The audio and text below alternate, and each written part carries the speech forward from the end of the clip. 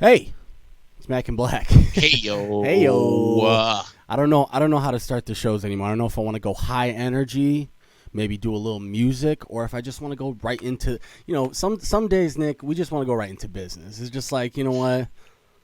Facts, because you have to understand there's a lot going on right now. I mean, we've been There's doing a bunch 4-hour of Rays fans shows right now very nervous. Yeah, they are. Yeah, they are. You know what's funny too? Mm. I have this guy that's on my Facebook, and he's a diehard Yankees fan, and they troll the crap out of him because he's like me. He's a Bucks fan, but a Yankees fan, and a lot of Bucks fans are Rays fans. So he yesterday went on his Facebook. It was like, "Hey, if you guys pull this epic collapse, I'm going to troll the crap out of all you." And this one girl comes on underneath his Facebook and goes, "Isn't it unfair for you to say something when the Yankees took you guys out?" No, it's not at all. If it's an epic collapse, who gives a rat's ass? Yeah. If you're up 3-0 and you're so stupid and so cocky that you let this team that's supposedly, allegedly cheated, and now they just come back and it's just to tie the series because you thought you had it in the bag. No, it's total epic 100%. All bets are off. Yeah, it's a 3-0 deficit, and they came back and won the series. So Yankee fans have every right in the world to sit there and troll the Rays just like we were trolled back in 2004. So I hate when people do that. Well, your team's not in the playoffs, or another personal one is well, didn't the Rays beat you, so you really don't have the leg to stand on? No, I have every leg to stand on. So that's like saying, oh, you're a Bengals fan. You can't say that the Falcons have been collapsing. It's like, who cares what my team? I'm talking about your team right now. We're talking about your collapse right now. Exactly. So yeah, dude. I know right now there's a lot of sweat going on in the Rays locker room tonight, and all I know is if the Rays end up finding a way to lose this tonight, I will be popping popcorn and going on Facebook and watching this guy trolling the entire fan base. I thought I was bad doing it from a time-to-time basis, but this dude is about to take the championship belt if this gets pulled off. And we might be talking about collapses on both sides, to be quite honest, right now, because in the NL, it seemed like Atlanta had a pretty firm grasp on the series. And over the last couple of games now, the Dodgers have been able to force some things, and now we see Game 6 tonight. So Game 6 tonight for the NLCS, Game 7 tonight for the ALCS. Let's start with that Rays Astros series, because you mentioned it. It wasn't even close to start the series. I think everyone who watched that series to start was like, I don't know about you, Nick, but I'm petty as hell. So when I watch something like that, I don't think of like sports analysis. I think, damn, man, my White Sox could have beat the shit out of both of these teams right now. And I'm in the same boat as you. and maybe I'm in the same boat. And maybe that's a hater mentality because, I think both of us have opportunities to say that because both of our teams were right there. And when I looked at the series of first 3 games, it was pretty obvious that the Rays, they just have a little bit more resiliency to stay in the pocket, whereas Houston, it seems like once they go down, it's impossible for them to come back. And then the last couple of games has changed that, but it wasn't even close for the first couple of games. Yeah, trust me when I tell you that every time I watch the Rays do something right, and even when they do something wrong, I'm always like, boy, that should have been us in this ALCS and not them. And not to turn this into about the Yankees, but I felt at least in that Game 5, they had every opportunity to win the game and they didn't. And looking at the Rays right now, I just think that, a lot of people are saying, well, this is on Kevin Cash, but at the same time, I think a lot of this has to do with what's the word I'm looking for? Maybe that the Astros have been here before and the Rays haven't. Yeah. I mean, a lot of these guys that are on the Rays may have never even been in the playoffs, or it's been a little bit, or whatever the case may be. Where you got the Astros who are fresh coming out of a World Series appearance last year. Yeah.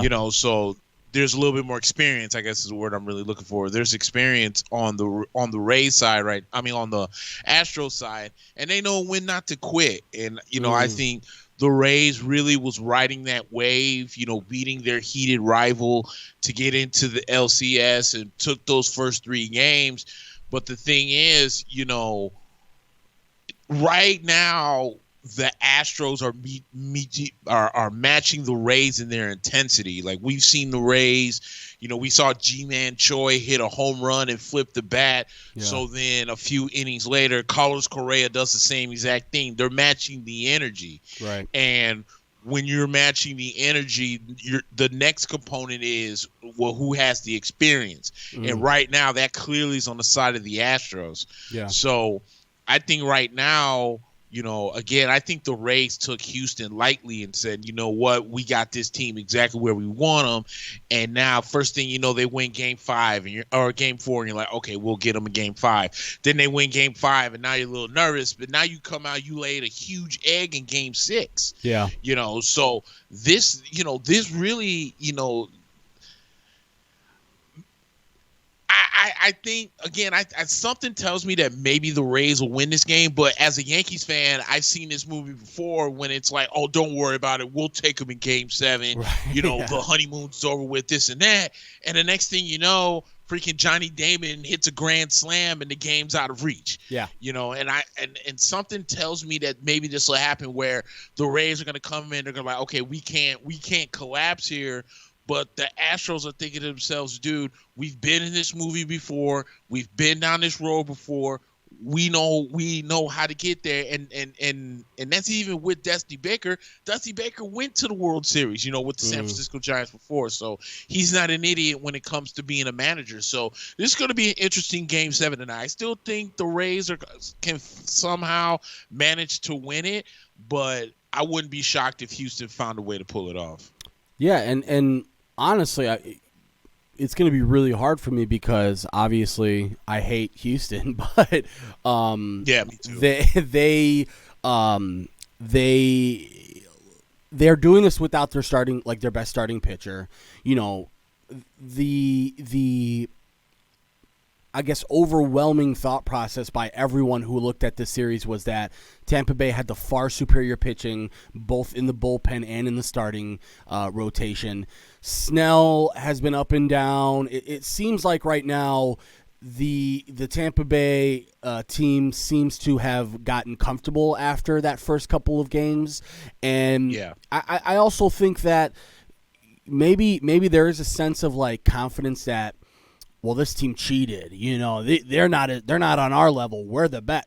Because let's be honest, the Rays had a tremendous regular season, but we both know that the regular season doesn't get it done at this time of the year. So, I agree with you. It's a really interesting matchup because, Charlie Moore, let's be honest, Lance McCullers has been in this situation for Houston before, right? It's big games for Lance McCullers. And then you've got Charlie Morton, who's, veteran guy. Let's be honest, he's done really well in regular seasons, and in his career in postseasons, he sort of fell apart. Not so much this season because he's had a tremendous postseason. I just think right now, Houston has the more known commodities right now. I think and I say this all the time about Tampa Bay and teams like Tampa Bay.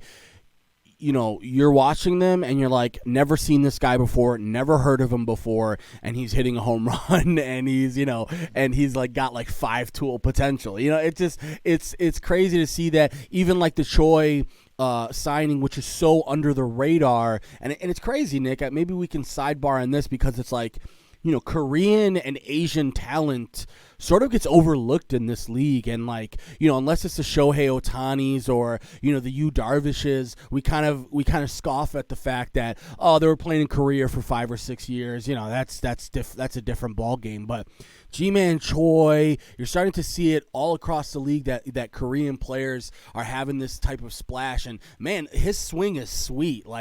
That's one thing about batters who come from the KBO or any Asian league. Their swings are always crisp. Their swings are always point A to point B, no wasted motion in there. So yeah, I guess overall, I think right now my thought process is that the Astros have a little bit more established talent, and I think offensively they have a little bit more skin in the game. So I'm going to go with the Astros tonight. It pains me to say it because you and I are both kind of have this mentality where if you go up 3-0 and then you go down, you go back down to 3-3 and you have to play a game 7, that's a really gutting feeling. Like that's a, I'm telling you right now, everybody with the Tampa Bay jersey tonight has knots in their stomach, and everybody on the Astros team is just kind of playing with house money at this point. So I think based on that, I like the Astros tonight.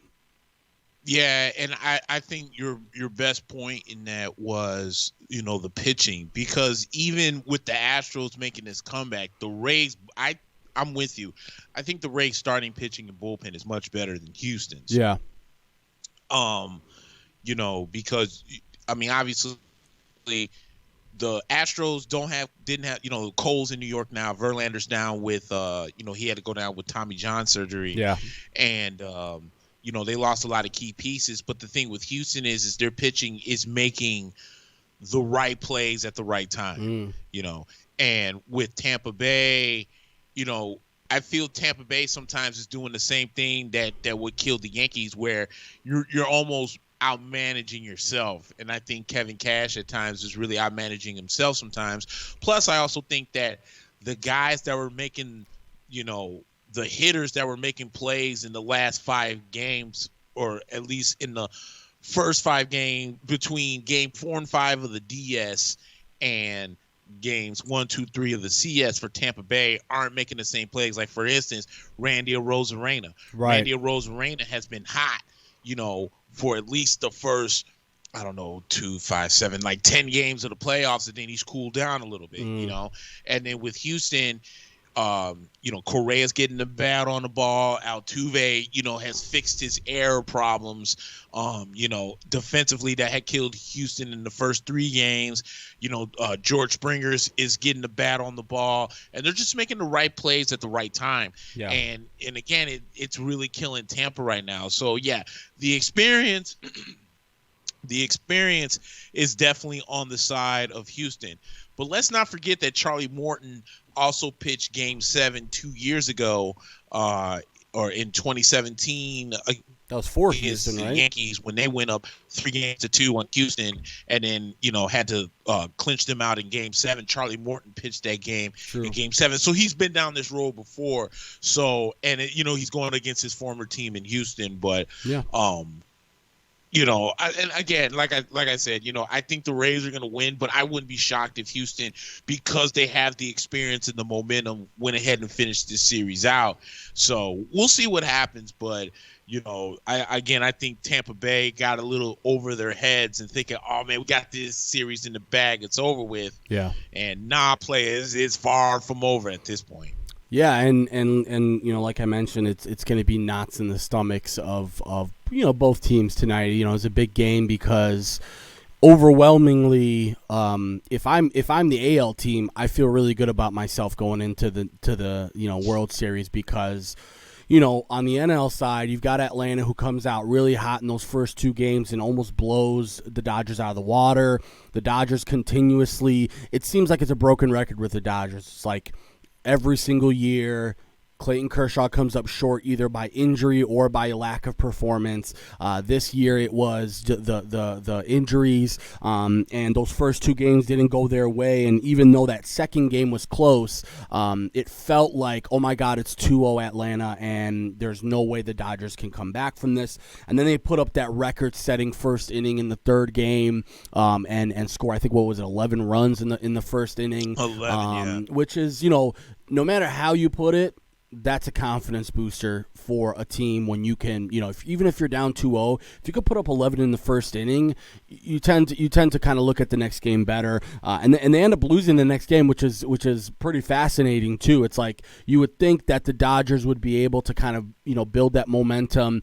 They go down 3-1, and then yesterday performance where the Dodgers bats are finally waking up. You're finally starting to see some of these veteran bats come out to play, and now you've got a Game 6 tonight. It's really, I mean, to me, this is super important for Atlanta, because if you're Atlanta, you cannot drop this game, and Walker Buehler going for the Dodgers and Max Fried going for the Braves. Both of those pitchers have had great postseasons as well. So it's going to be a really interesting one. And I tend to, going back to the last series, you tend to think about experience, but would you really give the Dodgers credit for experience in this situation? Like, if you've done nothing but shit your pants in these situations over the last 5 years, do you really go, well, you've been there before, so credit to you? I have a hard time doing that, because I think both of us have the same idea with Atlanta.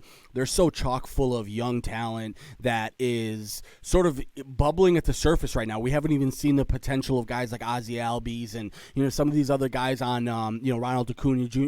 These are all guys that are sort of hitting their stride right now. So I like Atlanta. I like Atlanta for the simple fact that, again, I think that this is very important for them, and I think they're going to come out tonight and show it.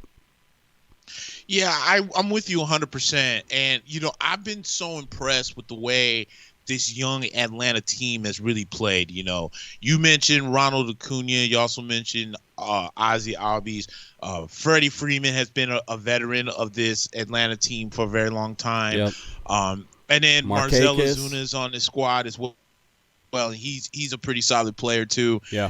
And I just feel like, I think the thing that I really like about this Atlanta team is how much fun they're having out there. Yeah. The Dodgers, I'm not saying that they're not having fun, but it's one thing that I've even clowned the Yankees about. It's like, you guys aren't having fun anymore. Right. You come out there and it's like a business. It's like everyone's stiff. And I feel like that way with the Dodgers. But, my fault. One thing that I will say too is, with if Atlanta ends up winning this game, I'm just gonna go ahead and just go out on a limb and take $100 and just put it on Atlanta, because the Los Angeles Dodgers, for some reason, over the last 3 years, have been the rug that you wipe your feet on before you go into the house.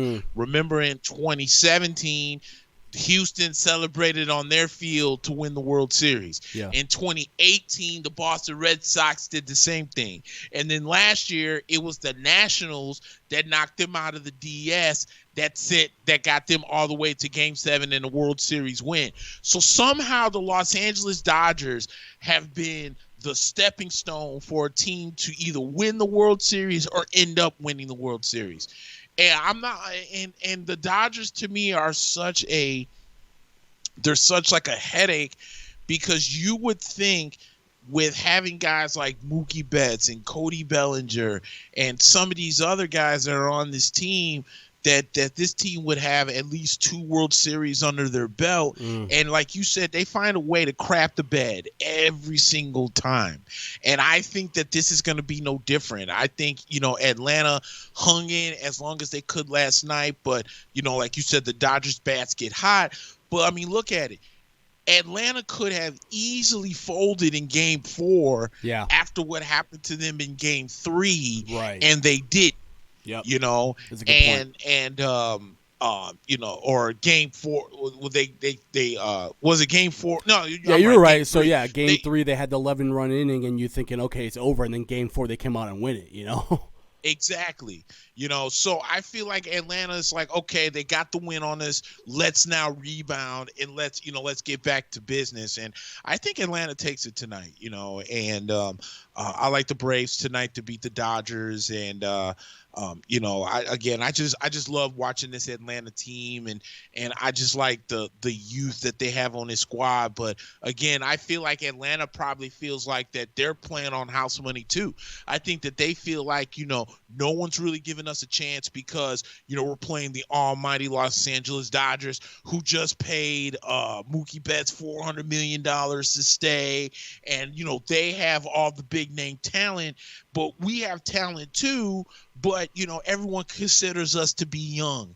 And sometimes when the young kids that are having fun are facing the veteran businessmen that are the Los Angeles Dodgers, sometimes you'll blink and that young talent tends to show up. So I feel that's what's going to happen tonight. And I think Atlanta rebounds and they end up taking game 6 and punch their ticket into the World Series. And I know this sounds silly to say, but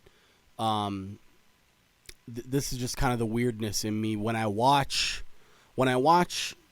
Atlanta celebrate together, it feels like a bunch of friends celebrating together. And when you watch the Dodgers celebrate together, it's like almost like watching your coworkers at a Christmas party. Like they don't really fuck with each other like that. But you know what? We're here, so might as well have fun while we're here. And you saw that last night where there was this uncomfortability. The Dodgers didn't know whether or not to celebrate or if they should, keep tight on this lead. And you saw it with the late home run where Justin Turner and I think it was like Jock Peterson, whoever it might have been, had a little bit of a celebration. And they looked off. Like they looked off sync. And I know that sounds crazy to say, but I think there's something to that. I think Atlanta just has a little bit more of a natural flow to their team. And I think you can see that. Let's remember, this Dodgers team kept a little bit of its core, but they've changed incrementally over the last 3 years, including Mookie and including a couple of other guys. So I think the continuity is lost for the Dodgers. Maybe that was on purpose for them because we did mention they did shit the bed a couple of times the last couple of years. So maybe they're like, you know what? We want to keep a couple of guys of our core, but we don't want everybody coming back because that wasn't what we wanted. So I agree with you, though. I think Atlanta comes out with a lot more fire, and I think overall, I think they know how important this game is because if you give the Dodgers a Game 7, you could be looking at, letting what we just talked about with the Houston series, letting a veteran team get an extra game. That's not usually a good sign in the MLB. Yeah. So then I guess that goes into, since we're finishing up talking about the Dodgers and what might happen to them, that kind of segues up to the next baseball topic. And Christian mentioned it in the chat room with the fact that the White Sox parted ways with Rick Renteria earlier in the week. And now, so we have to ask ourselves the question. If the Dodgers end up losing tonight, do the Dodgers move on from Dave Roberts? Yeah. If they move on from Dave Roberts, as a White Sox fan, do you immediately jump on that opportunity and say, hey, look, we got a collection of young guys. We got a nice little young core here. We're going to add some pieces to the pitching staff, but we would like for you to come in? Or is there another guy that you have your eyes on as a White Sox fan that you would like to come and manage this team next year? You know what, Nick? I'll tell you who I don't want. I don't want Tony La Russa. I'm sorry. Go ahead and say what you want about me. I'm a young punk who doesn't respect the elders. I don't want Tony La Russa touching this team with a 10-foot pole. If you're thinking about the differences between a guy like Rick Renteria and Tony La Russa is so vastly different. Rick Renteria is going to be the guy that's going to be building relationships with the team, and that's why he was so good. And that's why it sucked to see him leave because he didn't make the manager. The thing that really disappoints me, Nick, is that he screwed himself. He really could have. He could have played it safe and kept his job. And I think what ended up happening is because he thought that he was smarter than everybody else in the room, he made some decisions that came back to bite the team. Now, as an organization, you're looking at a guy who hasn't managed in a long time. This guy's one of the oldest guys in the game. If you're talking about having a young core, do you think Tim Anderson and Tony La Russa are gonna hit it off? Like I'm sorry, Nick, but I have a really hard time. And even I don't want to disrespect AJ Pierzynski, but AJ Pierzynski is not a managerial candidate. I'm sorry, he's not a guy that is going to make anybody excited about being a manager. I know that there's a couple of Dave. Listen, to go to your question, Dave Roberts would be a tremendous pickup for them. I think. I think he brings a lot of the elements that you want. Say what you want about what I'm about to say, and if you think it's relevant or not. But to have one of the budding young black stars in the league in Tim Anderson, and to be able to pair him with Dave Roberts, I think that alone would be tremendous. You have to remember too, Nick, Don Cooper's not coming back either. Frank Menachino, who had a good year as a hitting coach, it's still up in the air. So to me, it has to be a guy. Listen, I'm not a huge AJ Hinch guy, but I think AJ Hinch is a way better hire than Tony La Russa. I think he's a way better hire than AJ Przinsky. If you can convince Bruce Bochy to come out of retirement, or Bruce Bochy, a guy who I'm always worried about guys like Bruce Bochy, Nick, where he doesn't have much to prove anymore. You know, like if you're Bruce Bochy, who are you trying to convince? You know, you're already a Hall of Fame manager. You're more than likely gonna, already written your legacy. So I have a hard time with this. I'm not exactly sure if I want like a guy like Alex Cora. I know somebody mentioned, Carlos Beltran might be a good one because of the Spanish speaking and maybe all of the Hispanic players on our team. I think personally, Nick, I think you have to go the route that the Cubs went, which is the Cubs. Let's remember they had Rick Renteria too, and they did 1 year under Rick Renteria, and everybody in the locker room loved him. Everybody in the clubhouse loved him, but he just wasn't the greatest manager, right? So they let him go after a year, and the next year they brought in Joe Madden, and Joe Madden came in and he completely changed the culture, and the culture was going to be, you guys are budding young stars. That's all fine and dandy, but I'm going to come here and I'm going to shape this thing. I'm going to make it into something real. And I think a Bruce Bochy can do that. I think an AJ Hinch can do that. To a certain extent, he's probably third or fourth on my list. I think Alex Cora can do that too. So I wouldn't. My big thing is I don't want I'm glad they already ruled out Ozzie Guillen. Ozzie is not a manager anymore. I'm sorry. I love Ozzie. Keep him on TV. That's where he's best at. I don't want Tony La Russa. I don't want AJ Przinsky. Keep both those guys in the booth. If Tony La Russa wants to come and be in the same position he was with the Angels, which was just kind of like the shadow, he was just sort of in the front office, like giving advice. I'm okay with that. But to have an ancient guy like Tony La Russa in the dugout for 162 games next season, Nick, that really worries me. Yeah, I'm with you on that. Tony La Russa reminds me a little bit of what was wrong with the Rays when they were the Devil Rays when they hired Lou Piniella. Right. Tony La Russa, to me, at this point, is a guy who, if he was wanting to come back as a manager, would have to take over a veteran team. Right. He's not a guy, and Lou Piniella's in the same boat, that develops young talent. That's not who he is. If you can get past, because at this point, I feel like names like Alex Cora and Carlos Beltran and AJ Hinch, they're all serving their rightful suspensions. So I have a feeling where now there's going to be this baseball forgiveness. It's like, okay, we don't like what you did, but you served your 1 year. Right. Clearly you're going to have a bullseye on your back. You're going to catch some heat, but at this point, it's like a guy that went to jail for something, served a year, and came back rehabilitated as a different person, knowing they did wrong, knowing they did bogus, and is ready to move on. So I think those three names, especially AJ Hinch, knowing that AJ Hinch, had a talented team, and he is, for what it's worth, he is a World Series winner. So that makes sense. But I'm with you on the Bruce Bochy, because Bruce Bochy, in my opinion, kind of reminds me a little bit of why Rod Gardenhire would come back and want to manage the Detroit Tigers. For what? Yeah. You know what I'm saying? And how did that end up? You had such a great run in Minnesota for as long as you could, as long as you did.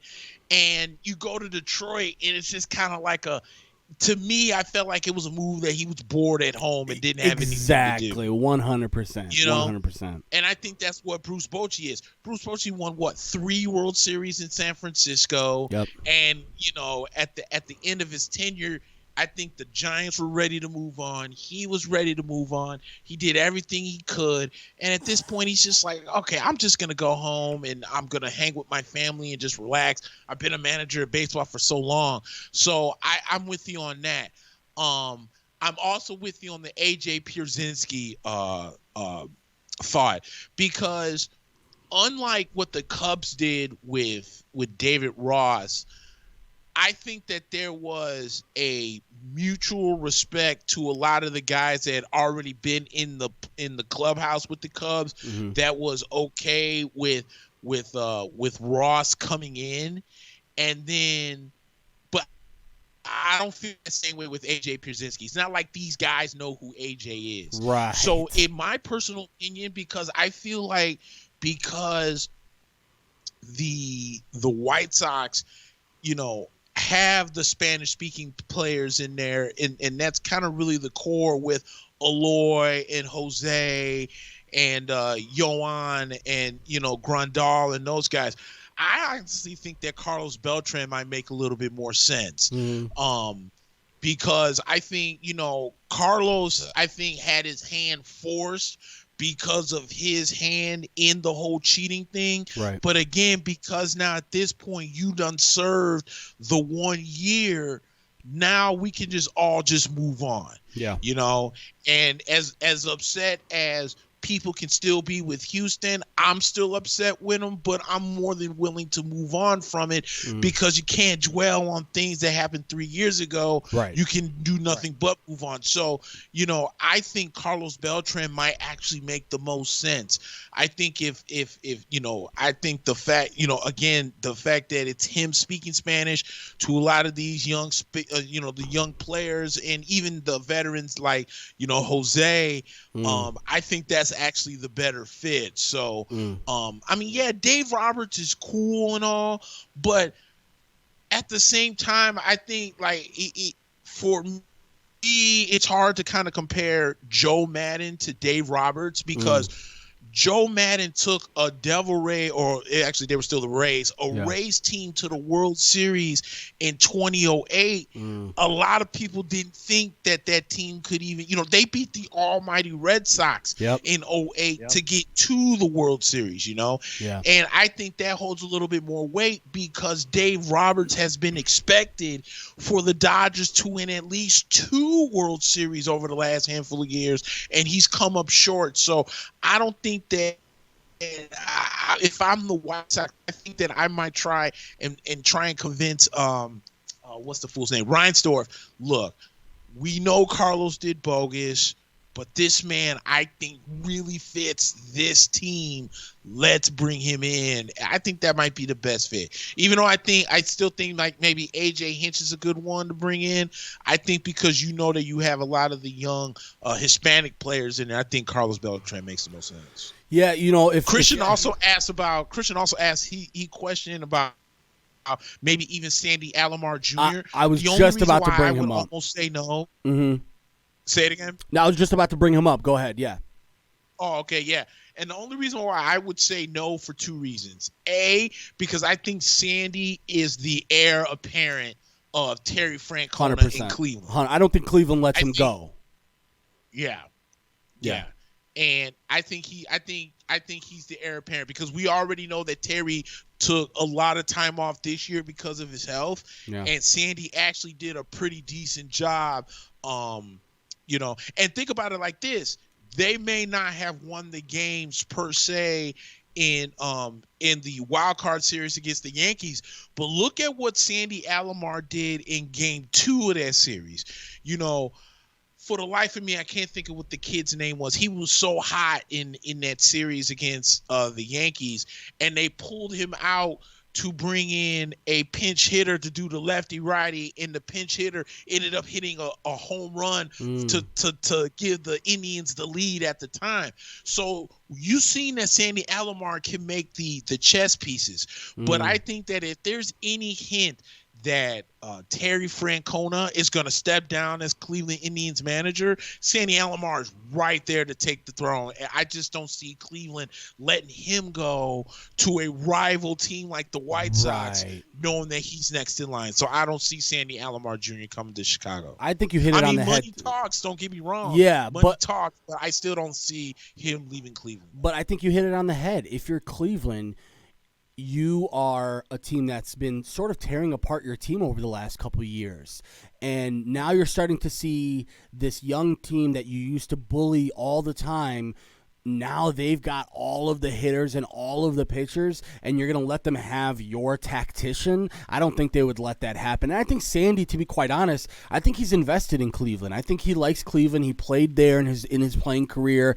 He did play with the White Sox too, but I think he is more invested in Cleveland. One thing that I will say is that I worry about this team and the experience factor, Nick.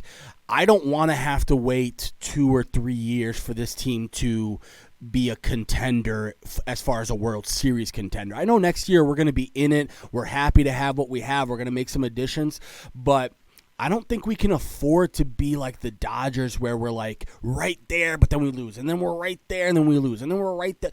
Organizationally, we can't handle that. You know, Jerry Reinsdorf is already complaining about the fact that he's losing money over the, corona pandemic. He's already complaining about the fact that the White Sox have had to dip into the checkbook a little bit more than they'd like to, and they're going to have to dip into it even more this season. So, I wouldn't be mad at Carlos Beltran. I certainly would be I would be ecstatic compared to what Tony La Russa or AJ Pierzynski, let's be honest about what that is. They want headlines, right? They want to be able to say, "See, Sox fans, we're invested in bringing." And really, I think Sox fans have become smarter than they give us credit for. I think they still think that we're meatheads who are like, "Bring AJ in, we love him. Remember during the World Series?" And it's like, no, we're past that now, bro. We understand now that we've got a really, really good team. And let's be honest, the best. Let's put it this way, Nick.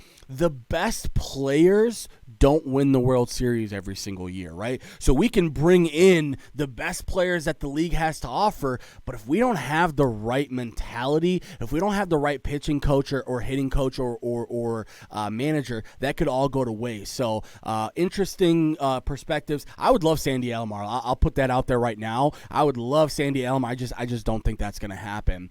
Before we venture too far off baseball, it seems like the Yankees are committed to bringing Aaron Boone back for at least this coming season, if I read correctly. What's your opinions on that? I mean, clearly we talked about how he was on the cusp. I think, I don't think he manage his way out of a job, but I think we talked about the pressures of having the Yankee job and just always every single year having the pressure of winning on you.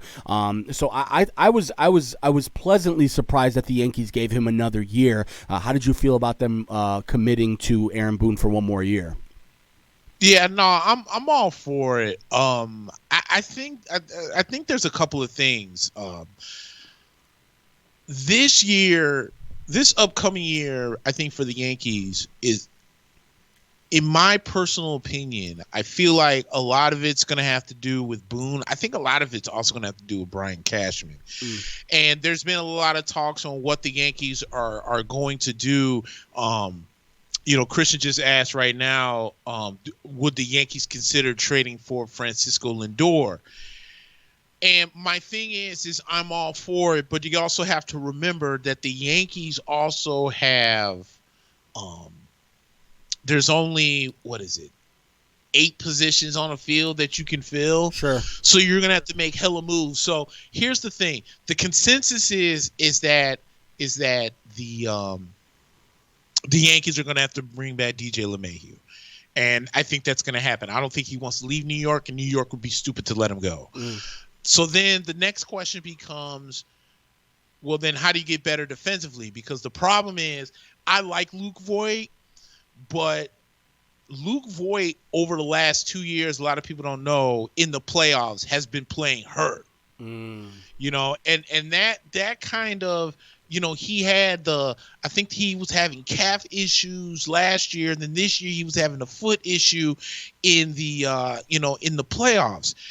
And my thing is that the Yankees, the reason why Lindor, in my opinion, makes hella sense is because I've been crying that the Yankees need table setters. I think the Yankees have too many guys that are hitting home runs and not enough table setters. I don't like Aaron Judge batting second. I've never liked it. Even when he hit the 50-something home runs, I never liked him batting second.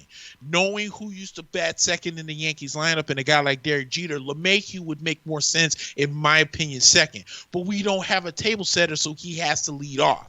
So I would love for Lindor to kind of be that guy, as a guy who can get on base, he can steal bases, he can be disruptive on the base pass, and he still has power if he needs to hit home runs. And then you have LeMahieu behind, who's a batting champ. And then you start getting to your boppers. That's what made the Yankees that powerful powerhouse. You had a leadoff guy. Jeter's now on there batting .350. And then you get to your big boppers.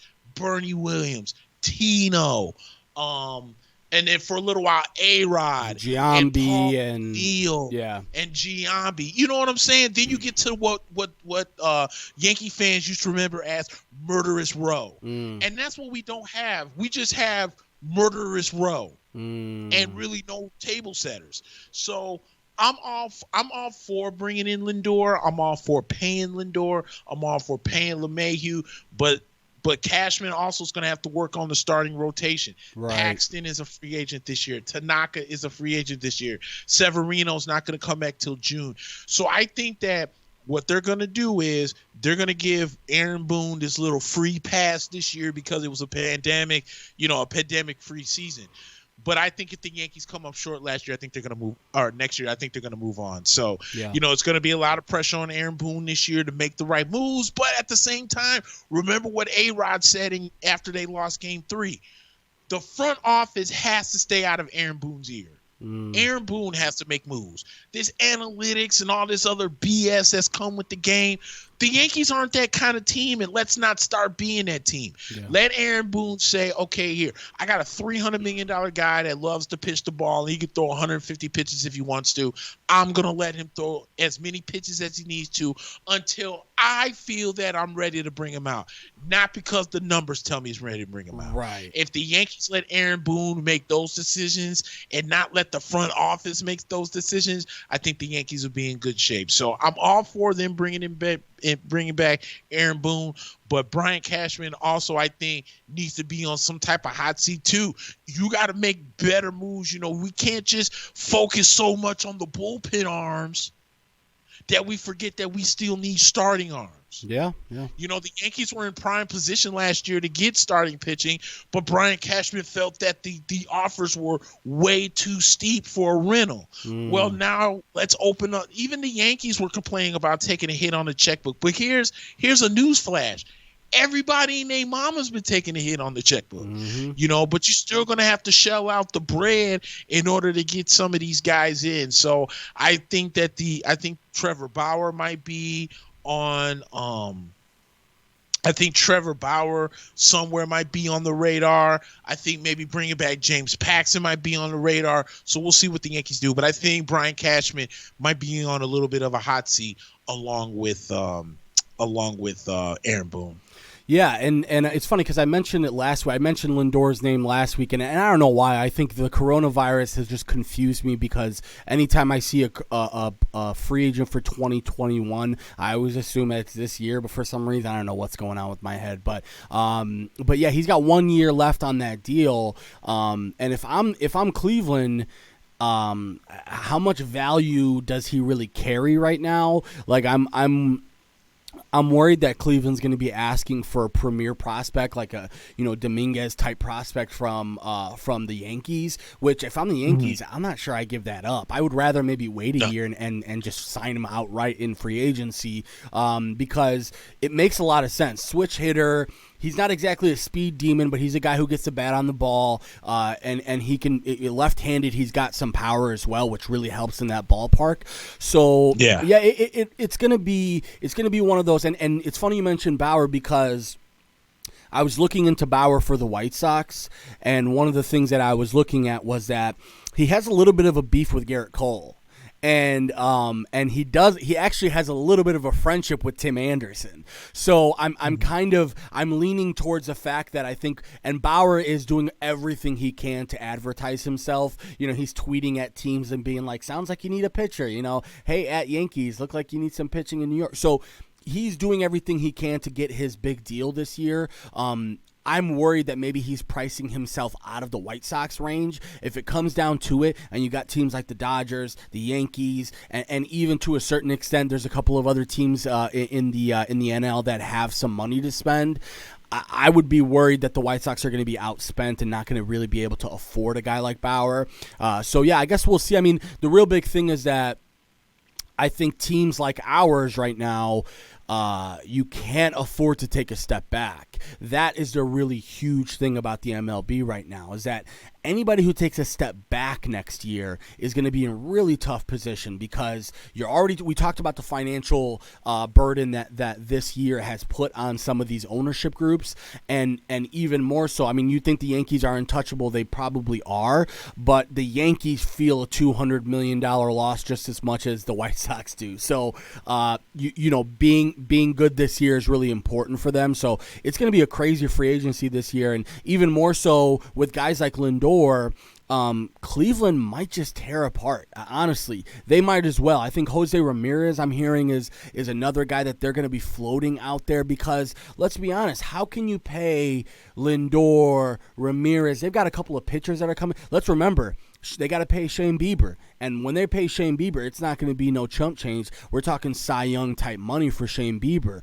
So, they've got a lot of decisions to make. And one of the interesting things is that they may not be as active in free agency like we're used to. But we talked about a couple weeks ago how the Yankees, they weren't splurging on free agents over the last couple of years. They were very honed in on specific players that weren't on anybody's top 10 radar. Gio Urshela, Luke Voigt, Aaron Hicks, DJ LeMahieu. These are guys that are not necessarily not everyone in the league was clamoring to pick these guys up. And the Yankees did their best to bring them in at a budget, and look what's happened and what they've gotten out of a guy like DJ LeMahieu, who, has won a batting title and is in the MVP conversation the last couple of years. So, interesting to see what the teams will do. I think overall right now this year, though, you're going to start to see teams like Toronto maybe step in and try and spend some money, similar to the way that the Padres did. So you guys in your division specifically, I know Baltimore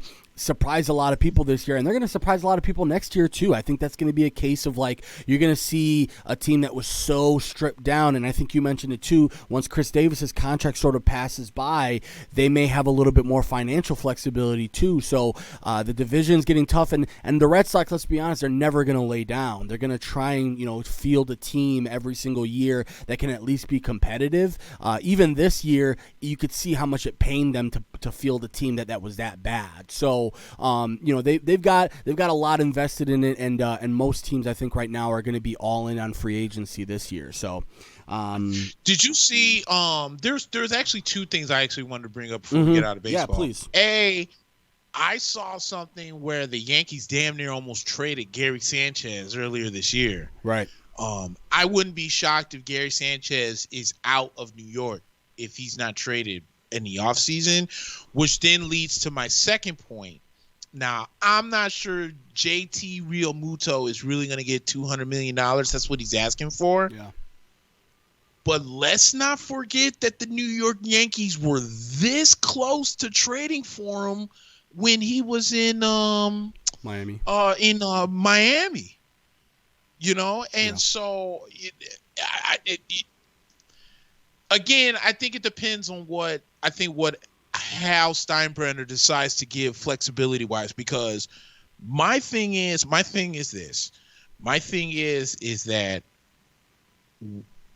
the Yankees pitching staff pitched better under Higashioka than they did behind Gary Sanchez. Yeah. Gary Sanchez has seemingly gotten worse as a defensive catcher, and over the last couple of years, he's not getting better as a hitter. Yeah. So I think that the Yankees at this point, if you're going to rid yourself of Gary Sanchez, which I'm all for, to get us a better defensive catcher / better catcher for our pitching staff to complement, because I like Higashioka. I don't think Higashioka is a I don't think he is a 130 game catcher, Right. but he's definitely the catcher for Garrett Cole. So now we got to find us a catcher for the remainder of the pitching staff. And if the Yankees, I mean, think about it like this, dude. This is the same team who drafted Garrett Cole, then almost traded for Garrett Cole to turn around and sign Garrett Cole. Now we're talking about a team that almost traded for Real Muto and then came up a little bit short, but now he's a free agent. We'll see what the demand is as far as his price range, if he's really going to stay at $200 million. But I think if he comes down on that, I think the Yankees jump on it. I could see him coming to New York. And I don't know. I'm with you as far as Lindor, because if they're asking for Jason Dominguez, screw it. We'll just wait till next year, and we'll rock with LeMahieu at second and Gleyber at short, which defensively, in my opinion, kind of stinks, because I don't think Gleyber Torres is that good defensively at shortstop than he was 2 years ago at second base. I think he needs to go back to second base. I think we need to find somebody at shortstop and let DJ LeMahieu stay at first base.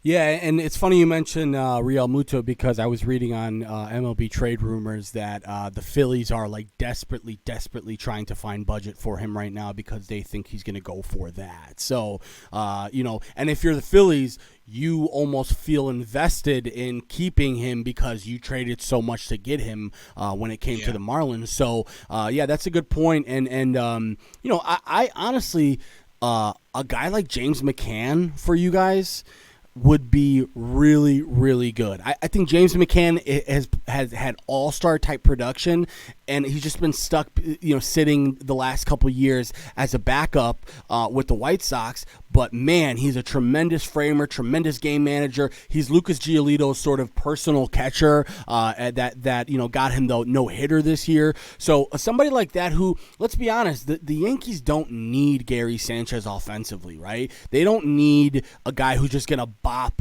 home runs but hit 220. You need a guy who can, get the bat on the ball and be a good game manager, be a good framer. James McCann makes a lot of sense for that. There's also a couple of other, like, if I were you, man, I might even look at Contreras in Chicago. I know he's got the same sort of itis that Gary Sanchez does when it comes to the bat, but he's pretty good behind the plate. He's got a rocket for an arm, and he's a good enough game manager. So there's options for the Yankees out there. And let's be honest, it's still early in the game. Once the World Series sort of starts to wrap up, we'll start to see a lot of the rumors coming from the agents and whatnot. And I think both of our teams will be pretty involved this year when it comes to free agency. Yeah, Steven says he thinks Real Muto will go to the Mets. I keep totally forgetting that the Mets are now under Steve Cohen. We'll see how Steve opens up the checkbook, for the Mets this year. I think, to be honest with you, I think it's still going to be a couple of years before we really start to see Steve Cohen's hand on the New York Mets per se. Yeah. I think that the New York Mets, in my personal opinion, there's a lot of blame that needs to be spread around when it comes to the Mets. You can blame the Wilpons if you want to. You can blame Brody if you want to. I think they kind of not put themselves, but I think they were really behind the 8-ball when Carlos Beltran got, suspended more or less for the cheating scandal, and they ended up having to fire him, before he can even manage a game. And, the guy that they got there now, I don't think is the guy that they really wanted. Steve Cohen is a guy that fought to bring in the Mets, thinks that this team deserves a lot better, and I think they're going to, but I think, again, with what's going on with the pandemic, I think he might wait until you start getting fans in the stands, and then I think again, I read something where a lot of people think that the first thing that Cohen should do is try and pry Cashman away from the Yankees and bring him over to the Mets and open up the checkbook with him and say, spin how you feel to make this team much better. You have one of the greatest pitchers in the league right now in Jacob deGrom, and I feel like his talents are more or less being wasted, because here's a guy that can easily go 18-3 with an ERA of 1.42, but the Mets are in third place. You know what I'm saying? So, I mean, I don't think that the Mets are going to be down very long, but if they don't spend this year, I definitely see them spending next year. But Real Muto to the Mets could be that first splash move that Steve Cohen goes out and does and say, hey, we need this guy behind the plate. Let's go get him. He's a great hitter. He's great behind the plate, so let's bring him in, and it might be able to work out. So I wouldn't be shocked if Real Muto stayed in the NL East, but if he left Philadelphia to go to New York. Yeah, and before we move on, I think the Mets, let's be honest, they still have a lot to do as far as that roster is concerned. A lot of holes to fill. You still got to pay Robinson.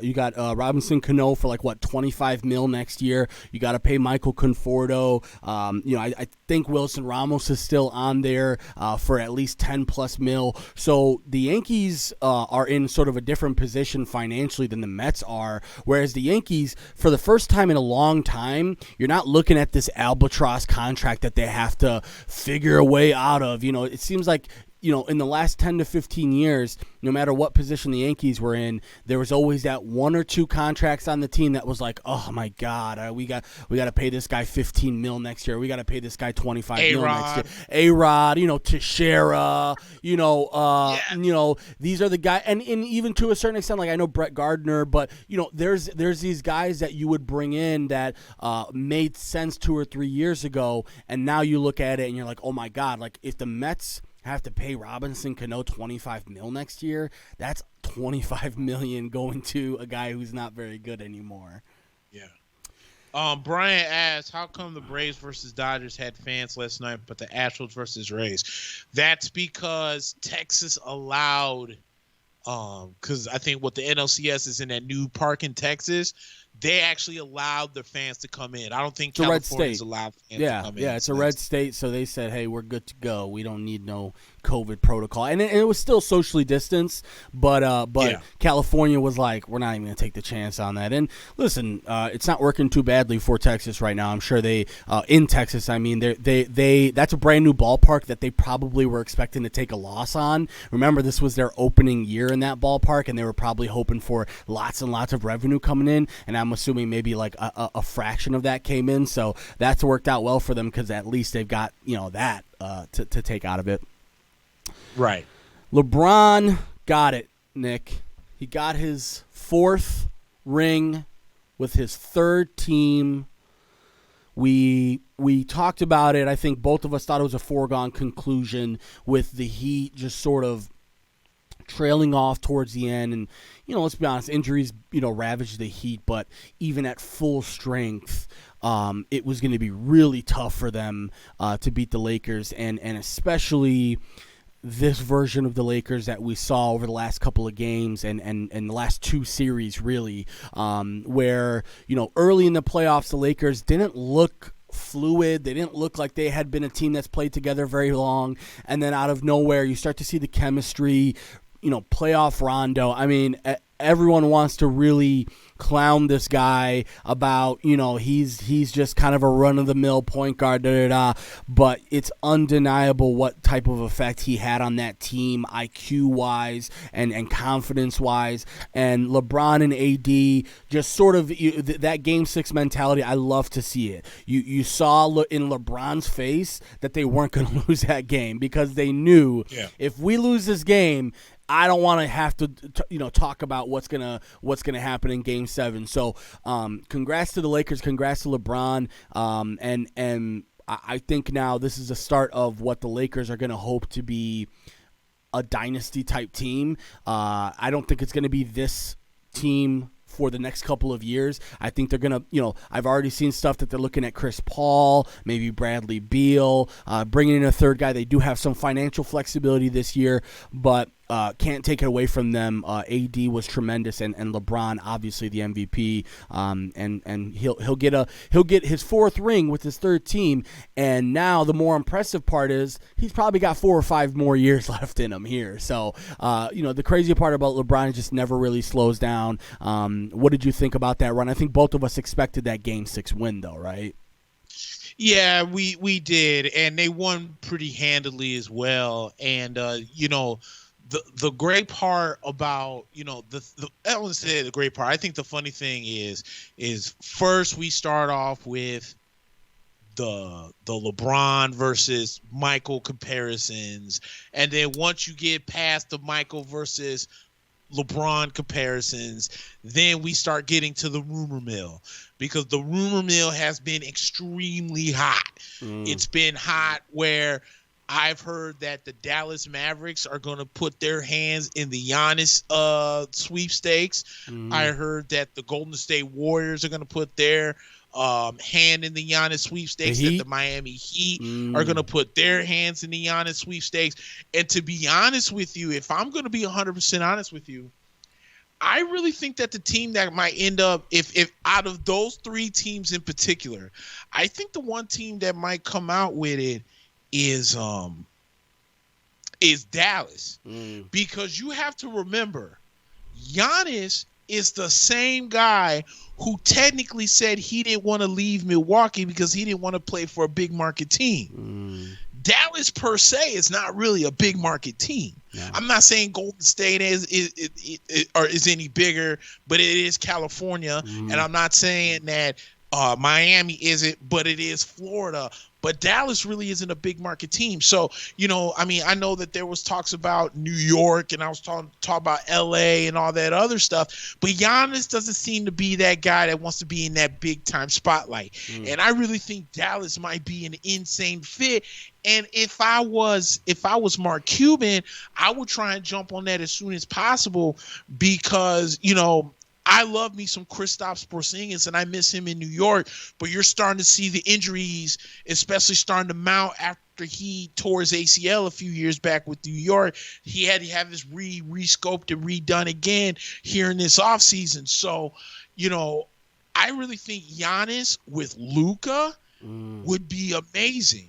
Yeah. As a 1-2 punch. And then if you throw in, Kristaps in it, that's a really big team. A 7'3" Kristaps with a 6'10", 7'4" wingspan in Giannis, with a 6'9" Magic Johnson like Luka Doncic. Yeah. I think that's an amazing fit.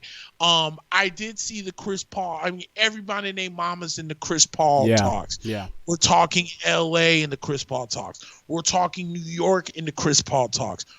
Milwaukee. I saw that there was another team that's in the Chris Paul talks. I saw something today where I guess the Warriors right now are almost leaning towards drafting James Wiseman with that second pick, that they're not going to trade out of it. I read that. So, as far as Game 6 was concerned, like you said, we knew that was going to happen. We knew that LeBron and AD were too professional and too good to let there be a Game 7 with this Miami Heat team. Plus, I think, because I personally think what really did in the Heat was the fact that Jimmy Butler played so many minutes in the series. Yeah. Especially after the performance he did in that Game 5, where he played all but 49 seconds in that. You could tell that he was tired and he was worn out. Plus, I think the Heat took a huge dip when both Bam and Goran both got hurt, because they were actually killing the Lakers in that pick and roll in that first game before Bam ended up getting hurt first. And then once they got out of that and the Lakers just started raining threes everywhere, it was pretty much a wrap at that point. So I think with I think just with the NBA Finals, and then let me say this about the Finals, because, it was so funny. I love how and I'm not just going to say the media, but I'm just going to say the sports media in particular can somehow try to spin to make people look stupid. But, they were talking about how this was the lowest rated watch finals in finals history on TV. Yeah. But it was the highest watched finals on all the media outlets. Mm-hmm. So can you please stop giving me half the coin and give me the whole coin? Yeah. Sure, nobody was at home watching the game on ABC, but if you was out and about, you was watching it on Facebook, you was watching it on Yahoo Sports, YouTube you TV. was watching it on Exactly. Yeah. You was watching it on the ESPN app on your phone. So all the billions that weren't watching it on ABC at the crib, so that DirecTV and Dish Network and Infinity and all the other clowns out there were able to dock it. Let's flip on the other side and show you how these social media outlets were doing. And they were up in the billions. And you want to know why I don't even listen to that stuff anymore, Nick? Is because the way I see that now is TV company propaganda, because so many Americans have unplugged themselves, including myself, and unplugged themselves from cable TV, satellite TV, and the options now are so plentiful. I mean, I'm not here to promote any illegal activity, but if you are still paying for NFL Red Zone, if you are still willingly giving Xfinity $80 a month to give you basic TV privileges, you're out of the loop, because I pay $20 a month and I have every single TV show, every single movie, and again, this is the trend that it's going to. So when I see somebody saying, and let's be honest, Nick, a lot of that, like, oh, the ratings are down, it's a bunch of these MAGA sort of like, guys who are like anti-NBA in the first place. This is why I don't watch you. This is what you get for Black Lives Matter, and this is what you get for kneeling. So to me, I don't even listen to that. And one thing that I will say is that within the culture, American culture, this finals permeated throughout all of our culture. You see it on Twitter constantly that anytime the NBA is on, the NBA is 5 out of the top 10 trending topics in all of the world. So at the end of the day, I don't care what your TV companies tell me was reported as far as how many people watch. I could care less. I really could. Yeah, no, I'm with you on that. So, but like you said, dude, I mean, it was. Thank you for just giving me half the story. Right. I totally appreciate it. Like, people really want to go out and be like, wait a minute, something about this doesn't make sense. Because, my thing was 15% MAGA, 85% everybody knows that the Lakers are just going to steamroll through the Heat, so why watch? That was kind of my mentality. Like, dude, I have separated myself from a lot of the political nonsense in this world that I didn't even think about the whole, well, that's what happens when you promote that. Shut up at this point. At this point, it's over, man. Exactly. But, yeah, dude, but this is actually one of my favorite times of the NBA season, that now that the finals is over, the rumor mill, because like I said, it is absolutely white hot right now. Mm-hmm. But the one thing that happened within this past few days that is going to once again punch the Los Angeles Clippers in the face is the fact that they hired Tyronn Lue. And I just don't get it. Yeah. Somebody is going to have to convince me on why all of a sudden Tyronn Lue is was all of a sudden it's just this hot coach that all of a sudden is going to get the Los Angeles Clippers over the hump. Other than having LeBron's stamp of approval, I'm not sure what this guy has on his resume to demand this type. And they did get Chauncey Billups as the lead assistant, so they're trying. It seems like what they're trying to do now. The tactical approach did not work with the Clippers last year. Doc Rivers, going to Philly and sort of taking his mentality there, you saw the type of effect it had on the Clippers. There's reports now that Lou Williams, a lot of these guys were really upset with the way that Doc was handling the team, both with Kawhi, Paul George, giving preferential treatment to some of these guys. And you would think that you would bring in another guy who a little bit more authoritarian, a little bit more of an, down the middle type guy.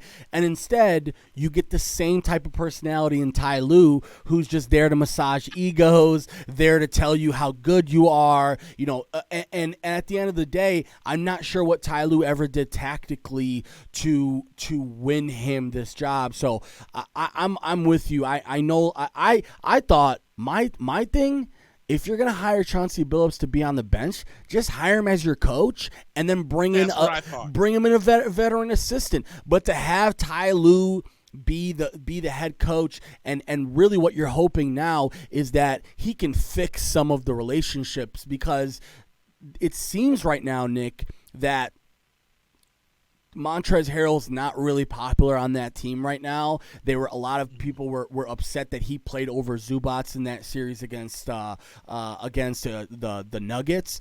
And then you're also looking at like guys like Lou Will, Patrick Beverley, who have been there for a few years, who see Paul George and Kawhi walk in and get this superstar treatment, and they're like, "Yo, bro, we've been here for 5 years. Where is this for us?" So there's going to be a lot of interesting moves to make with the Clippers. Let's not forget, the Clippers are not out of the realm for, let's say, a guy like Chris Paul, or let's say a guy like Giannis, or let's say a guy like Russell Westbrook, who's another guy who's in the midst of a lot of talks.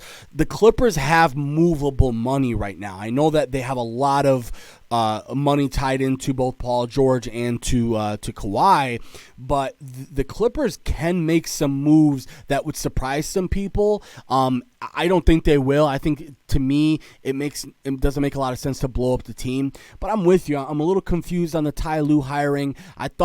Honestly, Nick, I thought, like, if you're the Clippers, maybe even like a Mike D'Antoni, just to be like, you know what?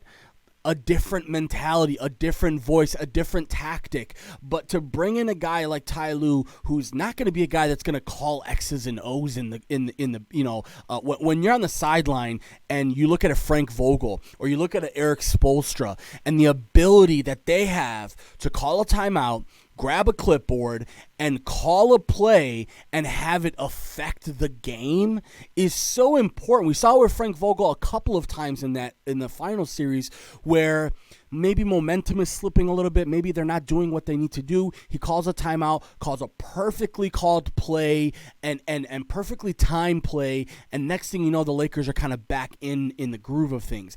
I'm not sure Ty Lue could ever do that on his best day. No, I'm with you on that 100%. And my thing was, I'm not looking at, okay, so I understand that Ty Lue has a championship in his resume. I'm not taking anything of that away. Mm-hmm. So I want to look at what have you done since the championship. And the Cleveland Cavaliers didn't do anything since the championship. Mm-hmm.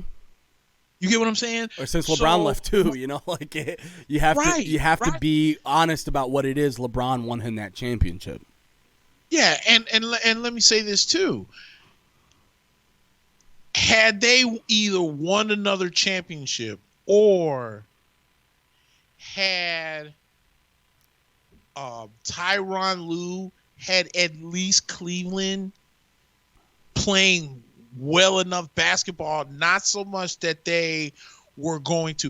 If Tyronn Lue was basically Eric Spoelstra, I would be fine with it. You get what I'm saying? Because the same thing that we tried to clown Eric Spoelstra about, saying that LeBron won him the title, he was he was coaching the squad, Eric Spoelstra's just a name on the bench, this and that.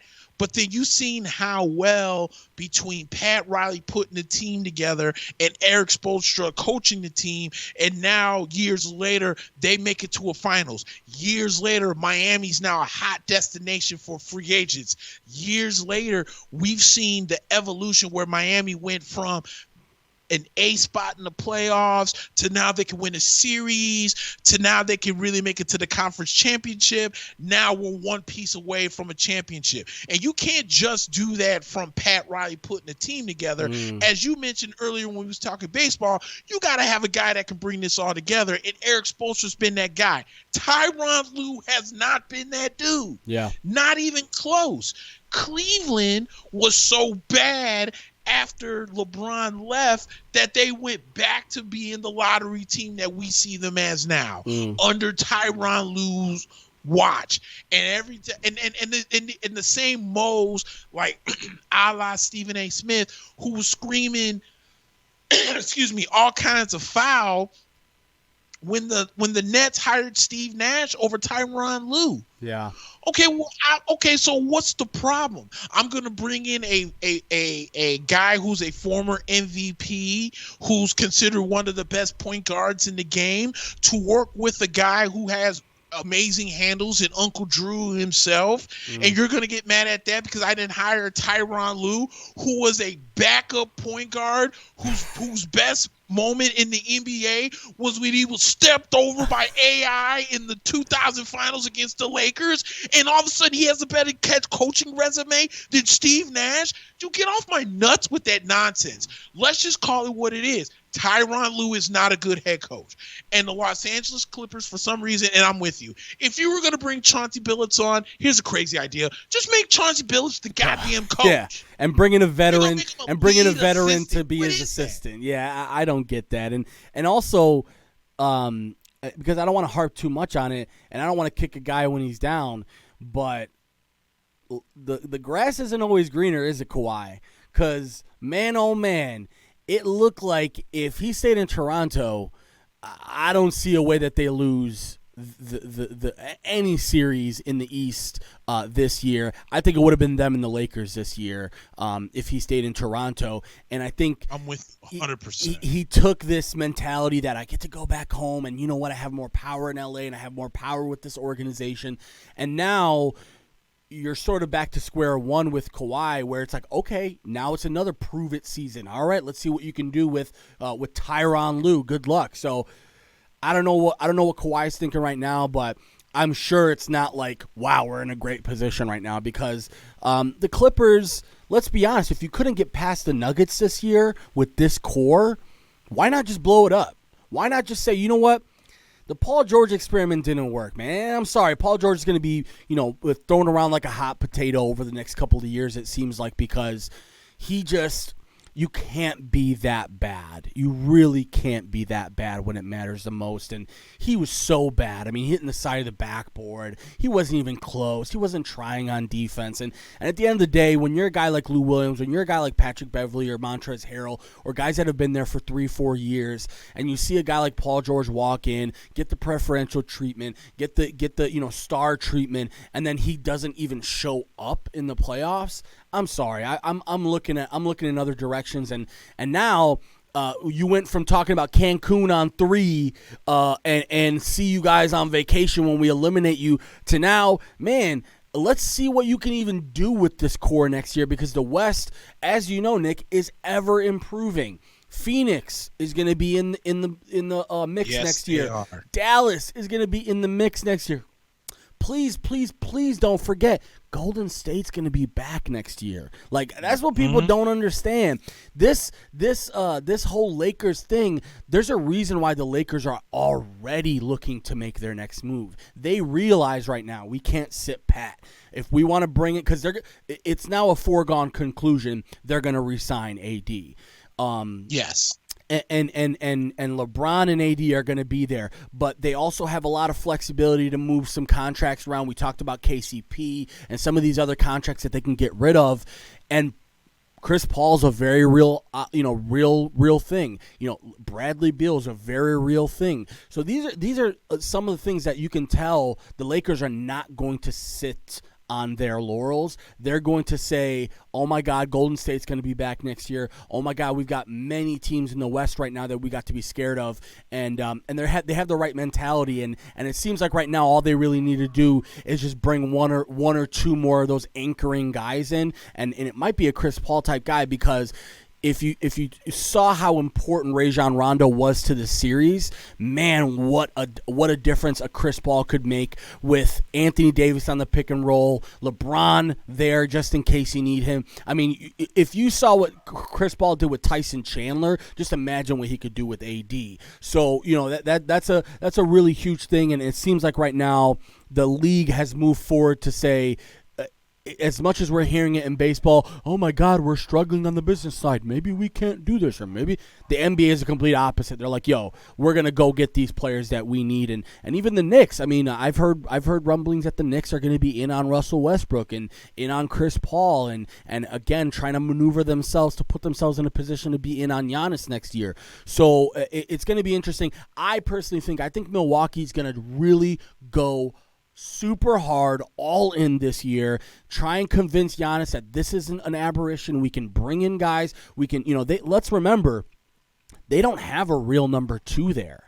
If they can move some money around, Chris Middleton maybe traded or let some contracts go, and you bring in a Chris Paul and you bring in maybe a Bradley Beal, that could be a game changer for them in the East. So we'll see. There's going to be lots of moves to be made here over the next couple of weeks. I am 100% on the bandwagon if the Knicks went out and got Russell Westbrook. Dude, the Knicks need a point guard. The worst thing that could have happened to New York was the fact that they got the 8th overall pick. Yeah. So that means that they're pretty much going to be, as far as I'm concerned, out of the running for a guy like LaMelo Ball, unless they make some superstar splash deal with the Hornets at 3. I don't see them, because I don't think he gets past the Bulls at 4. So with that being said, he may not even get past the Hornets at 3. I don't think so either. Yeah, I was about to say that. Because the Hornets don't have a point guard either. And they could use anything they can get at this point, right? You don't pass up on LaMelo Ball, even if you did have a point guard. Exactly. So my thing is the Knicks need a point guard. I think that the package that they're giving that they want to give to the Thunder for Chris Paul is way too high, for the simple fact that Chris Paul, even though he's still really good, the dude's 37 years old or something like that. 2 more well, good Russell years. Westbrook is maybe 31, 32 and still has a motor, and I feel like he's the flash that would be great for New York. So if you're going to make some type of a package deal to bring in Russell Westbrook, which could include maybe those Dallas picks that we got from next year, which are still going to be in the low picks because Dallas is a playoff team, I'm all for it. Mm-hmm. You know what I'm saying? I just don't want to make that deal for Chris Paul because he's old. If this was the 30-year-old Lob City Chris Paul, it's a wrap. That deal should have been done yesterday. Right. But you're not doing that for 37-year-old Chris Paul. Sorry, not sorry. And it seems like Westbrook, Nick, it didn't work out when he was the second wheel this year. Let's just put it that way. He almost needs to be the number 1 guy. And that may not be a trait that a lot of people like, but I can see why that the reason for that. Because I said this about I have a friend who's a Lakers fan, and I know you remember the year they signed Dwight Howard and Steve Nash, and everybody was in the world was like, it's over, give them the championship, nobody has a chance. And the one thing I kept telling my friends were, there's only one ball on the court. You can only have one person on the court have the ball in his hands. When you have 4 guys who need the ball in their hands to be good, 3 of those guys are going to struggle. And we saw it this year with Houston, where Harden needs the ball in his hands, or else he doesn't really do much outside of that, right? And then on top of that, Westbrook has proven that he's not a guy that can be an off-the-ball guy either. And he really struggles confidence-wise, too. Like, it seems like when he's the number 1 guy touching the ball every single play, he at least has the confidence to shoot. Now, in Houston, it just didn't work out because they're playing with 4 guards on the floor, and James Harden's having to guard a center, and Russell Westbrook's having to guard, LeBron James. To me, bringing in a guy like Russell to New York It makes so much sense on both sides, and the Knicks now can use that as a bargaining piece because of all the financial flexibility they have. Let's be honest, they're not exactly married to Julius Randle at this point. So if they have to use, if they have to use Julius Randle as trade bait or have to use Julius Randle to clear money, they can do that. So I think Russell Westbrook makes a lot of sense. I would expect him to go to New York. I honestly think Chris Paul is going to go to Milwaukee, regardless of what's going on right now with the Lakers. I don't think Chris Paul seems like the guy that wants to jump on the LeBron train. I think he's a guy who has too much pride to do that. I think he wants to be able to be a guy that goes against LeBron and sort of has the mentality of I want to be the lead honcho here. So I see him going to Milwaukee. I think Christian Randall asked, hey, do you think the Bulls will make a blockbuster trade? What could the Bulls trade to get something back that's blockbuster proportion? Like other than our number one pick this year, which isn't even that high, and you're not going to get a top 3 guy with it no matter what.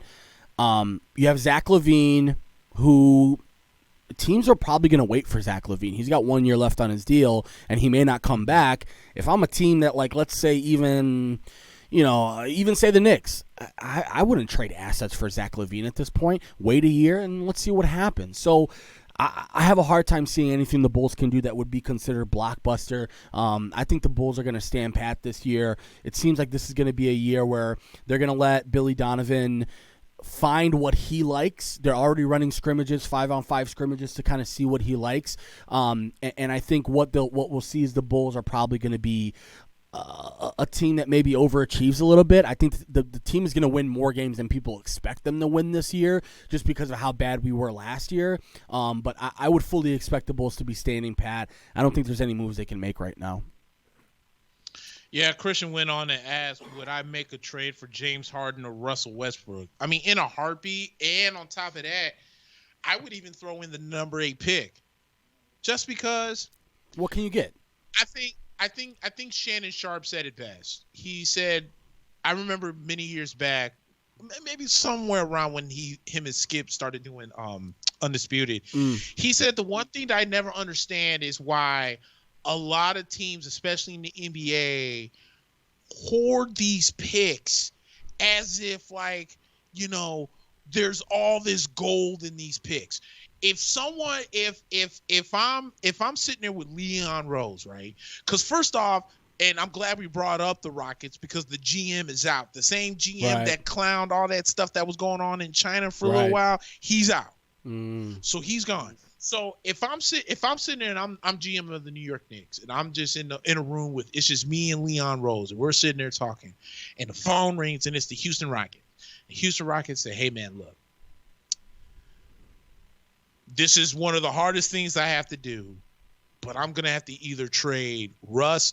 I would rather more or less trade Russ than James Harden. Yeah. Because I feel like that there's more invested with James Harden than there is in Russ. I'm fine with it. Whatever. I'll take Russell Westbrook. If they called me and said, look, here are a few guys we would like, not name R.J. Barrett, not name Mitchell Robinson, and we would love to have the number 8 pick. This isn't even worth talking about. You can have it. Because you're going to tell me that I can trade one of the most athletic point guards in the NBA right now that is borderline Mr. Triple-Double in Russell Westbrook for the 8th overall pick, and I have no idea who's going to be there. Yeah. And as far as everyone's concerned, once you get past 3, the talent in this NBA draft is so bad that it's not even worth it. Then you can have it. And I will take on Russell Westbrook's contract, and I will build around that because now my core technically would still be Russ at point guard, RJ as my shooting guard, Mitchell Robinson still my center, and I can still find guys to maybe plug in. If they don't ask for Kevin Knox, I still think Kevin Knox is going to be a really good player in the league. I think he's just not had good coaching to develop. This kid looked really, really good in his rookie season. Mm-hmm. He's fallen off the last 2 years. You want to know why? Because the Knicks haven't had really good coaching in the last couple of years. So that's going to happen. So at the end of the day, I would make a blockbuster trade for Russell Westbrook. If I can get Russell Westbrook in a New York Knicks uniform, you have to do whatever you can. But again, the package that we're trying to give to Chris Paul, I would rather give to Houston for Russell Westbrook than I would give to OKC for a 37-year-old Chris Paul. I mean, that's just what it is. Because I don't want to trade a future for basically 2 more years of Chris. Yeah. Because you feel like I could use Chris Paul to get other guys to come in, because now all of a sudden, and I don't know if you saw this, I know it came up on my phone, but the Knicks are, for whatever reason, very high on Fred VanVleet. And like, we're talking about, there's teams that's almost willing to pay him up to $20 million to play point guard for a guy that, no offense, was basically a backup. You know, that's almost like the Charlotte Hornets paying what's the kid, Terry Rozier, all that money that they gave him, basically for having a few good backup performances. And now all of a sudden Michael Jordan says, well, let's give this man like, $17 million for the next 3 years to play and start point guard. And he wasn't even all that good. And it's funny you mentioned Rozier, because he's in the same situation that VanVleet is, which is he's a restricted free agent, which means you almost have to overpay him in order for his current team not to match the deal. So for VanVleet, you're probably going to have to give him $20+ million a year. And let's be honest about it, Russell's due 40+ in the next couple of years. Chris Paul isn't coming at a discount. He's not a guy who's going to come in and be like, yeah, give me 25. No, he's going to be another guy you pay 35+ to. So I think what that is that's posturing by the New York organization, because they can't strike out this year. They have to find a guy, right? You have to be able to make a couple moves this year. Let's be honest, the Bulls can afford to strike out this year. They're going to be fine. Whether or not there's not going to be one person that make or breaks the team. But with the Knicks, I think what they're seeing is that you can't continue to rest on the fact that you've got young talent that's going to be budding. You're hoping Mitchell Robinson can take the next step. You're hoping that RJ Barrett can take the next step. You're hoping that some of these other young guys can take the next step. And sometimes what you have to realize is you have to control your own fate. You just have to be like, you know what? Let's just go get our guy. If it's Fred VanVleet, it's Fred VanVleet, right? But I think you have the right mentality, which is that if I'm giving up assets, I'm gonna get my guy. I'm gonna get Russell Westbrook. If I'm gonna get, if I'm gonna have, and you know what? If you want 2 extra picks, or you know what?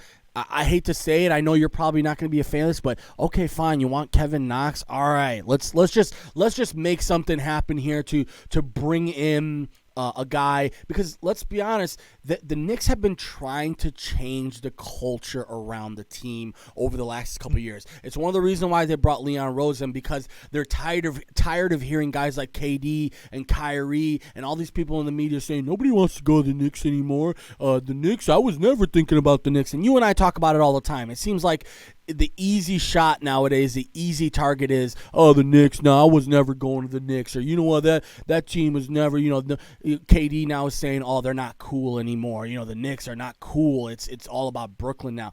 To me, I think the Knicks, whether or not that's true, they have to try and change that stigma, and I think one of the ways you do that is to bring in a guy like Russ, and Russ holds weight in this league. Let's remember that. A lot of people respect this dude, and I think one thing that they saw was what happened in Houston this year was a very clear indicator that this guy needs to be a number one. He needs to be the alpha. You can bring him into a team like New York, play him in this ginormous market, and have him play at the Mecca 40+ times a year. That goes a long way if you're Leon Rose. And at the end of the day, there's going to be little guys that you can plug in here or there that can make the Knicks a playoff team this year. I mean, let's be honest. The Knicks are not going to, they're not going to need 4 or 5 ginormous additions to be a playoff team this year.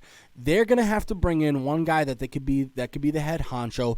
Mitchell Robinson takes a step up. RJ Barrett takes a step up. You bring in another 2 or 3 guys that can be glue guys, and you're looking at a 4, 5, 6, 7, 8 seed if you're lucky. So there's always sort of options on the other side. It seems like right now, until we start to see the domino effect of the trades and everything like that. And it starts with the draft, really. And once the draft happens, then we'll start to see what teams are in positions to make the moves. But right now, it seems like the Knicks have the draft capital to trade for a head honcho. If it's Chris Paul, if you're a Knicks fan, maybe you're not too enthralled with that, but it still serves the purpose that Leon Rose was talking about, which is that we need to get our respect back in this league. For one reason or another, the league just doesn't respect the Knicks like they used to. The players don't respect the Knicks like they used to, and I like what Leon Rose is doing. And even if it is bringing Carmelo back, I know it's cliche, I know it's stupid, I know it sounds corny, but if it's bringing Carmelo back, if it's trying to lure guys like Russell Westbrook and Chris Paul, it's a step in the right direction. Yeah, and if bringing in Russell Westbrook means that I don't have to see Julius Randle try to become a point forward, make whatever deal you have to. I don't know why all of a sudden Julius Randle thinks he's this this point forward like LeBron and somebody, and like all of a sudden he's like the second coming of Lamar Odom or something. Dude, you're not a point forward. Stop acting like it. However, I don't know if you saw it, but I saw some video on Mitchell Robinson being in the gym, and I guess Mitchell has started to develop himself a little bit of a jump shot. So we'll see. Remember this kid. This is a kid that was drafted in the second round by the Knicks. Very raw talent. Hadn't really started playing organized basketball until he was a junior in high school, I think. And then he comes into the draft and he wins the starting job as the Knicks center. And we know he had the athleticism. We know he can dunk the ball. We know he's decent shot blocking. We know his defense is okay, but it was about putting it all together. So I think, to be honest with you, and also I saw some video on RJ Barrett and he's put on some muscle. So I'm hoping that he's done fixed his jump shot. So, the Knicks have been in, some of these young guys have been in the gym. They're getting, they're working on a lot of stuff. And that might have been one of the good things about this pandemic. But at the same time, it's all about taking that stuff from the gym, playing against some YMCA guys, to now bringing it to the NBA courts and going against NBA talent. So hopefully we can see it going over there. But that's why I think the Leon Rose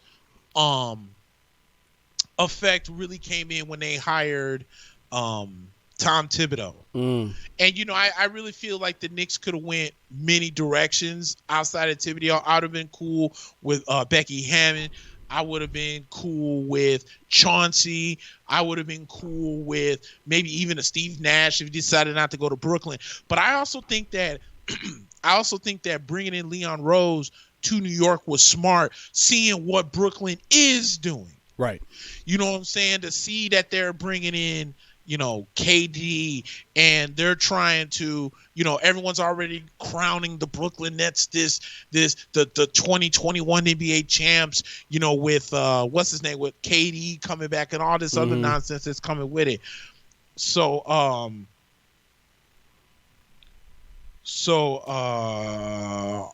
I can say right now is that I really hope that Leon is doing the right thing for the Knicks, and I don't want them to overdo it to trying to compete with Brooklyn.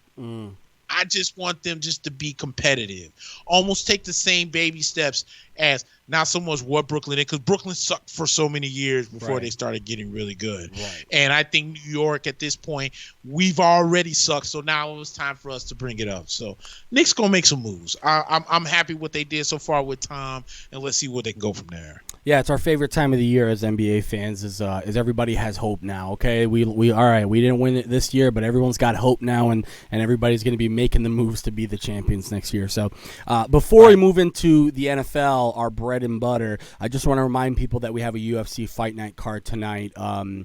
Korean Zombie versus Brian Ortega. There's a couple pretty good fights on that. I think women's flyweight, Jessica Andrade versus Caitlin Chukagian. Jimmy Crute, who is is one of the best young light heavyweight prospects, is going to be fighting as well against another big prospect. So you'll have that. And then next week we got Khabib and Gaethje. So big card next week, but a couple of really interesting fights to happen tonight. So if you happen to catch it, I think it's a fight night, so I don't think no pay-per-view. It'll just be ESPN Plus. If you're a subscriber of the ESPN Plus, then have fun tonight watching that one. No Thursday night football. It seems like, the league was like, you know what? We've had so much shitty Thursday night NFL football. Let's just take a break from this one. But no, I'm kidding. I know that they had to. I know they had to move some games around. Hey, real quick before we do dive into go ahead. The NFL real quick. I do want to also bring up real quick. I know that you've noticed it. We briefly talked about it last week, but the NHL free agency did kick off, and to most Blackhawk fans, I'm not going to say all of them, but most of them, Corey Crawford was let go by the Blackhawks, and the goalie signing train pretty much kind of came and went without the Blackhawks really jumping on it. Yeah.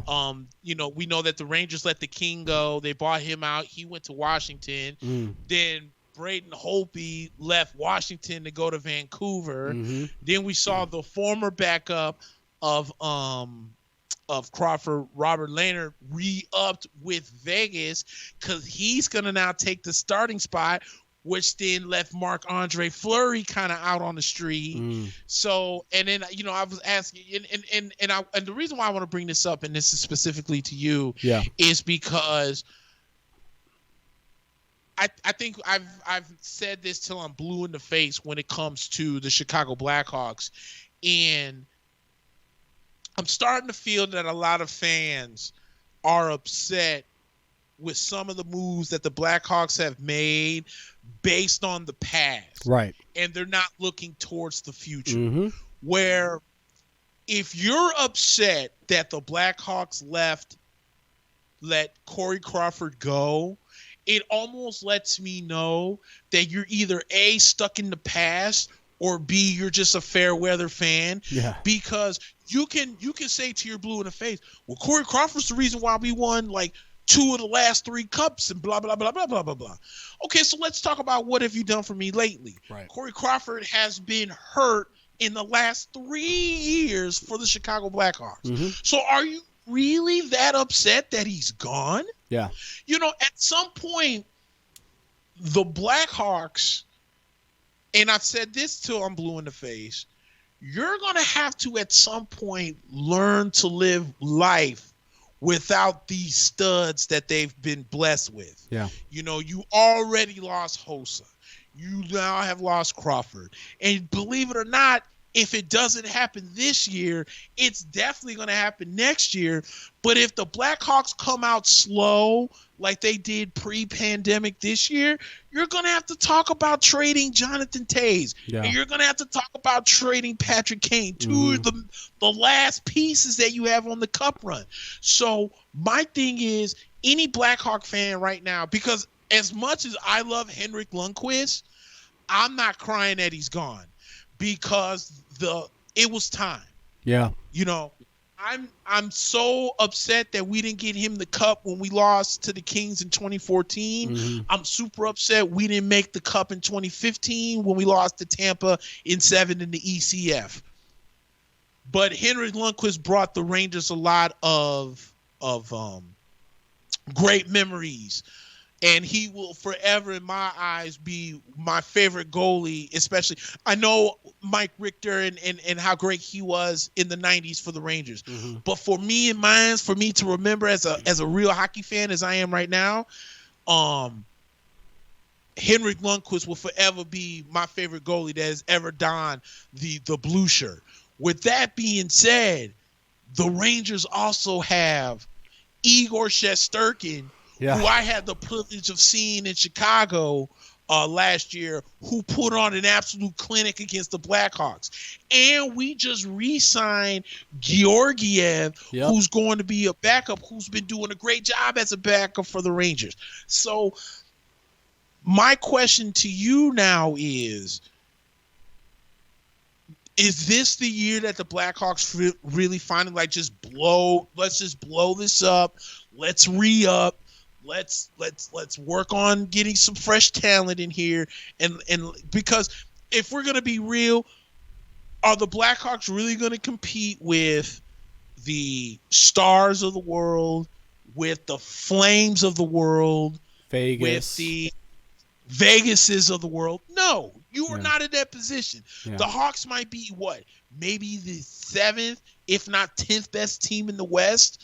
So why not blow it up to rebuild, to come back to be at least to try and get in the Flames and Vegas and Dallas Stars of the world? Yeah, I had a day off on Monday, so I spent a couple hours looking into the Blackhawks situation right now, and it's pretty bleak. You got 2 guys who make max contracts for our team in Kane and Taves. You've got 2 more guys in Keith and Seabrook who make close to that. And I think you hit it on the head with Corey Crawford. You cannot make player decisions based on nostalgia and based on good feelings. I'm going to mention some names to you, Nick. Antti Ranta. When Corey Crawford goes down, Antti Ranta steps in, and he's a world beater, and the Blackhawks get rid of him to keep Corey Crawford, and Antti Ranta becomes a starter elsewhere. Corey Schneider, another guy who was backing up here. Next thing you know, he jumps in as a replacement, and he finds a home in I want to say it was Jersey or one of those other teams. Jersey, yeah. And as a starter, Robin Lehner. You brought him in last year after he had a pretty good season with the Islanders. He didn't have a world-beating season, but then he comes in with the Blackhawks, and he was tremendous for them, and they end up trading him to Vegas at the deadline to get back a goalie prospect and some picks. So time and time again, you see these backups eclipse your starter, and then you get rid of those backups due to allegiance to the starter. And I think a lot of people, I don't think, Nick, it was so much that they let Corey go. It was the fact that they could have afforded to bring him back. And I think that shows you even more about what the Blackhawks felt, which is that we can afford to bring him back, but we don't want to bring him back. Like, this dude is not the end-all, be-all. They seem very, very content with the 3 guys they have right now. PK Subban's little brother is a tremendous prospect. He was the guy they got back in the Lehner trade from Vegas. They have Delia, who's another guy who's been in Rockford for a couple of years, and Lankinen is another guy who will compete. But I think one thing that surprised me was that when they let Crawford go, there was a little bit of a revolt within the locker room of some of these players coming back and saying they felt a little bit blindsided that the team was going to go in more of a rebuild direction. And then days later, they trade Brandon Saad for a proven defensive guy. And a lot of people are saying, well, maybe they're not tanking, or maybe they're not trying to phone it in. People have to understand this is not the NBA. This is not the NFL. And to a certain extent, this is not the MLB either. When you are in cap hell in the NHL, you're in cap hell. You are in really, really tough positions.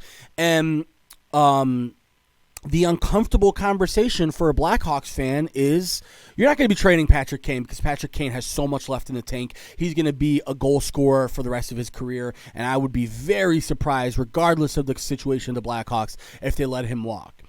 But Jonathan Toews, here's where the nostalgia comes back into it. He's the captain. He's the number 1 pick, the guy who came in and changed the way that the team was projected, and he earned the respect for the team.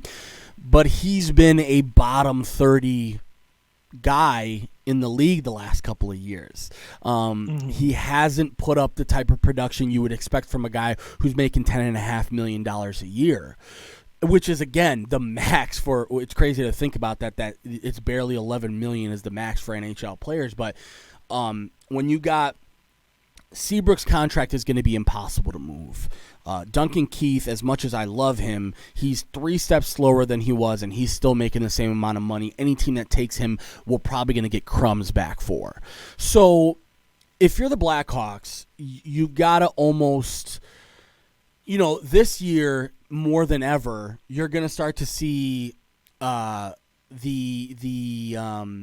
kids come up and sort of almost the Blackhawks are going to hope that some of these kids start eclipsing guys like Jonathan Toews and Duncan Keith and Brent Seabrook so that they have a reason to be able to unload some of these guys. But something tells me that that's not going to happen because at the end of the day, Patrick Waugh would not have been doing well for this Blackhawks team this year. When you right. You know what I'm saying? When you don't have a blue line that can do anything, I don't care who you put in goal. It doesn't matter if you bring back the ghost of Ray Borg or any of these guys. You got to remember that this is a team that could not defend the blue line for the life of them. So when they trade Brandon Saad, again, and here's just another clowning for Stan Bowman, because Brandon Saad, I'm going to go ahead and call it right now that in another 2 years, we're going to trade for Brandon Saad again. Because that's how dumb we are as an organization, that we just think that, you know what, Brandon Saad, we'll trade him to Columbus for Artemi Panarin. You know what, that didn't work out too well because we let Panarin go. Let's just trade him. Let's just trade back for him right now from Columbus. And then you saw how that worked out. Now you traded him again, and the guy you get back is a very solid defenseman, but he's a guy that's maybe a second or third line defenseman, just a very good one. So, listen, man, I don't know exactly what Stan Bowman's thinking. I think if you would have gave me my choice 2 years ago, I would have fired him over Quenneville, and I would have let, Quenneville sort of come into the offseason and have one last shot at putting one team together for a run. But they didn't do that. And now Stan Bowman has the keys to the car, and he's going to be able to drive it however he wants to because let's be honest, the ownership group for the Blackhawks is not necessarily super invested in what Stan Bowman does because they've made their checks. Like, the Blackhawks are going to be a very successful organization for the next 10 years, whether or not the product is good or not. So, at the end of the day, you've got to look at it in a way of the Corey Crawford thing was just another way for them to say we're no longer going to use nostalgia as a reason to bring somebody back. And guys like Jonathan Toews and guys like Duncan Keith and guys like Brent Seabrook, they've got to have their heads on a swivel this year because it's not going to be guaranteed for them. And if a guy like, let's say a guy like Kirby Dach comes in and has a all-star type first half, but the team sucks, you may have to consider, Winnipeg might want Jonathan Toews. There could be a couple other teams who will say, let's bring Jonathan Toews to Canada and really reinvigorate this Maple Leafs team or reinvigorate, this Calgary team and give them that top line guy that they needed this year. So, at the end of the day, I think there's a lot of decisions to be made, but I'm not really too crazy about oh my God, Corey's gone. I don't really care about that. I think, again, nobody in their right mind could have had a good season in between the pipes with this defense this year. And let me say this, dude: if the Rangers could trade Kevin Hayes to the Winnipeg Jets for a first-round pick, I'm pretty sure you get something equivalent from one of them Canada teams. You never know. Like a team like the Calgary Flames could be, on that cusp and need a center. Yeah. And, I can't believe I'm actually going to say this. We could be the ones calling you guys and saying, hey, we could dangle a first round pick. Do the Rangers need a center so bad? Yeah. It's almost ridiculous. And if it comes to the trade deadline and they somehow manage to pull, that's a lot of money. I don't know if the Rangers necessarily have it per se, but if they could find some way to wing it, I wouldn't be shocked if we dangled our first round draft pick, to try and bring in a center like a Jonathan Toews. But I think one of those Canada teams, because speaking of the Leafs, they just signed Joe Thornton to come join them yesterday. So it we'll seems like see. they'll I'm just with you. keep throwing money I at think, people. The Maple Leafs just going to keep throwing money at people until something solves it, you know? you know what I'm saying? It's ridiculous because, like, how salty right now are you, John Tavares? No offense, I would have left the Islanders too, but for the sake of me trying not to be a hater and be, very perspective about this, you left the New York Islanders for whatever reason, and you were kind of like the king of the New York Islanders when you were here, and you were so desperately to leave that you went to Toronto. But could you imagine how good this team would have been if he would have stayed and you still bring in Barry Trotz from Washington? There's a great chance the Islanders would have went to the Cup last year, if not have won. But you wanted to go home, so you go to Toronto and you pay them all this money. And I feel like it's just a collection of really good talent. I feel like we're going back to this again. Like you said earlier, you could bring in a whole bunch of good talent, but if you don't have a manager that's going to combine the culture of the team, it's not going to mean anything. Yeah. They thought they could catch lightning in the bottle when they brought in Mike Babcock from Detroit from many years back. That didn't work out. So now you got Jonathan Tavares along with Austin Matthews, along with Frederick Anderson at goal. Now you bring in Joel Thornton to try and compete. And if the Toronto Maple Leafs don't get out of the first round, at this point you say, what in the hell are we supposed to do? Yeah. You know what I'm saying? Because you guys are, once again, you're basically, in my opinion, the Leafs are trying to be the Lightning. Because even though Tampa Bay won the Stanley Cup this year, how many trades have they made over the last 4 years to get over that perennial hump prior to this year, and they never worked out? They have called the New York Rangers at least 3 times. They got Ryan McDonough from us. They got Dan Girardi from us. And there's a couple other guys that they got from us that we got first-round picks for. But it always doesn't necessarily work out. Yeah. And I'm with you. I feel like the Toronto Maple Leafs are like, hey, man, look, Joe, I don't mean to take you away from San Jose, but it's Toronto, it's Canada, it's the hockey capital, and we got a few dollars to throw out to you. Yeah. But to me, the move doesn't make sense. No, it just goes to show you that Canadian teams are super desperate to get back into relevancy. And, I think the fact that the Tampa Bays and the New Yorks and the Chicagos and the LAs and the Vegases of the world are dominating now this league, it has to bother you if you're a Canadian team, and this is your sport. This is revenue-wise, Toronto makes way more than any American team, and that's just based on the fact that they're in Toronto. So, you would think that they would have this mentality of smart spending, but in reality, it seems like now it's about selling to the fans that, you know what, see, I know that we didn't have it the last couple years, but see, we just got Joe Thornton. We pried him away from San Jose.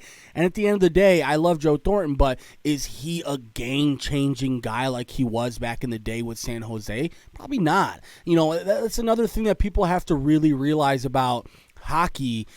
I know there's this huge thing in hockey that older guys, it's easier to play as a 37-year-old in hockey than it is in football or in basketball, but he's still 37, or you're still 40 years old, and it's going to be really – and that's another thing about Crawford.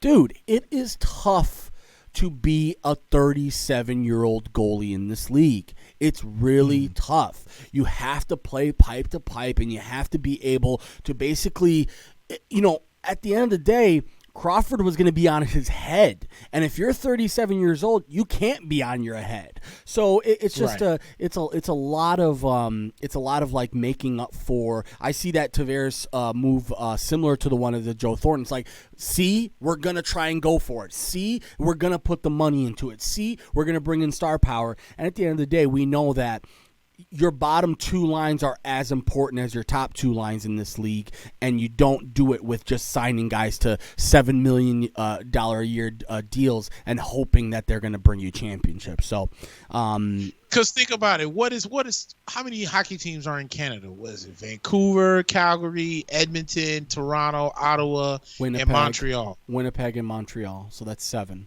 So 7. Mm-hmm. Toronto over the last X amount of years has maybe been the 5th best team in Canada. Yeah.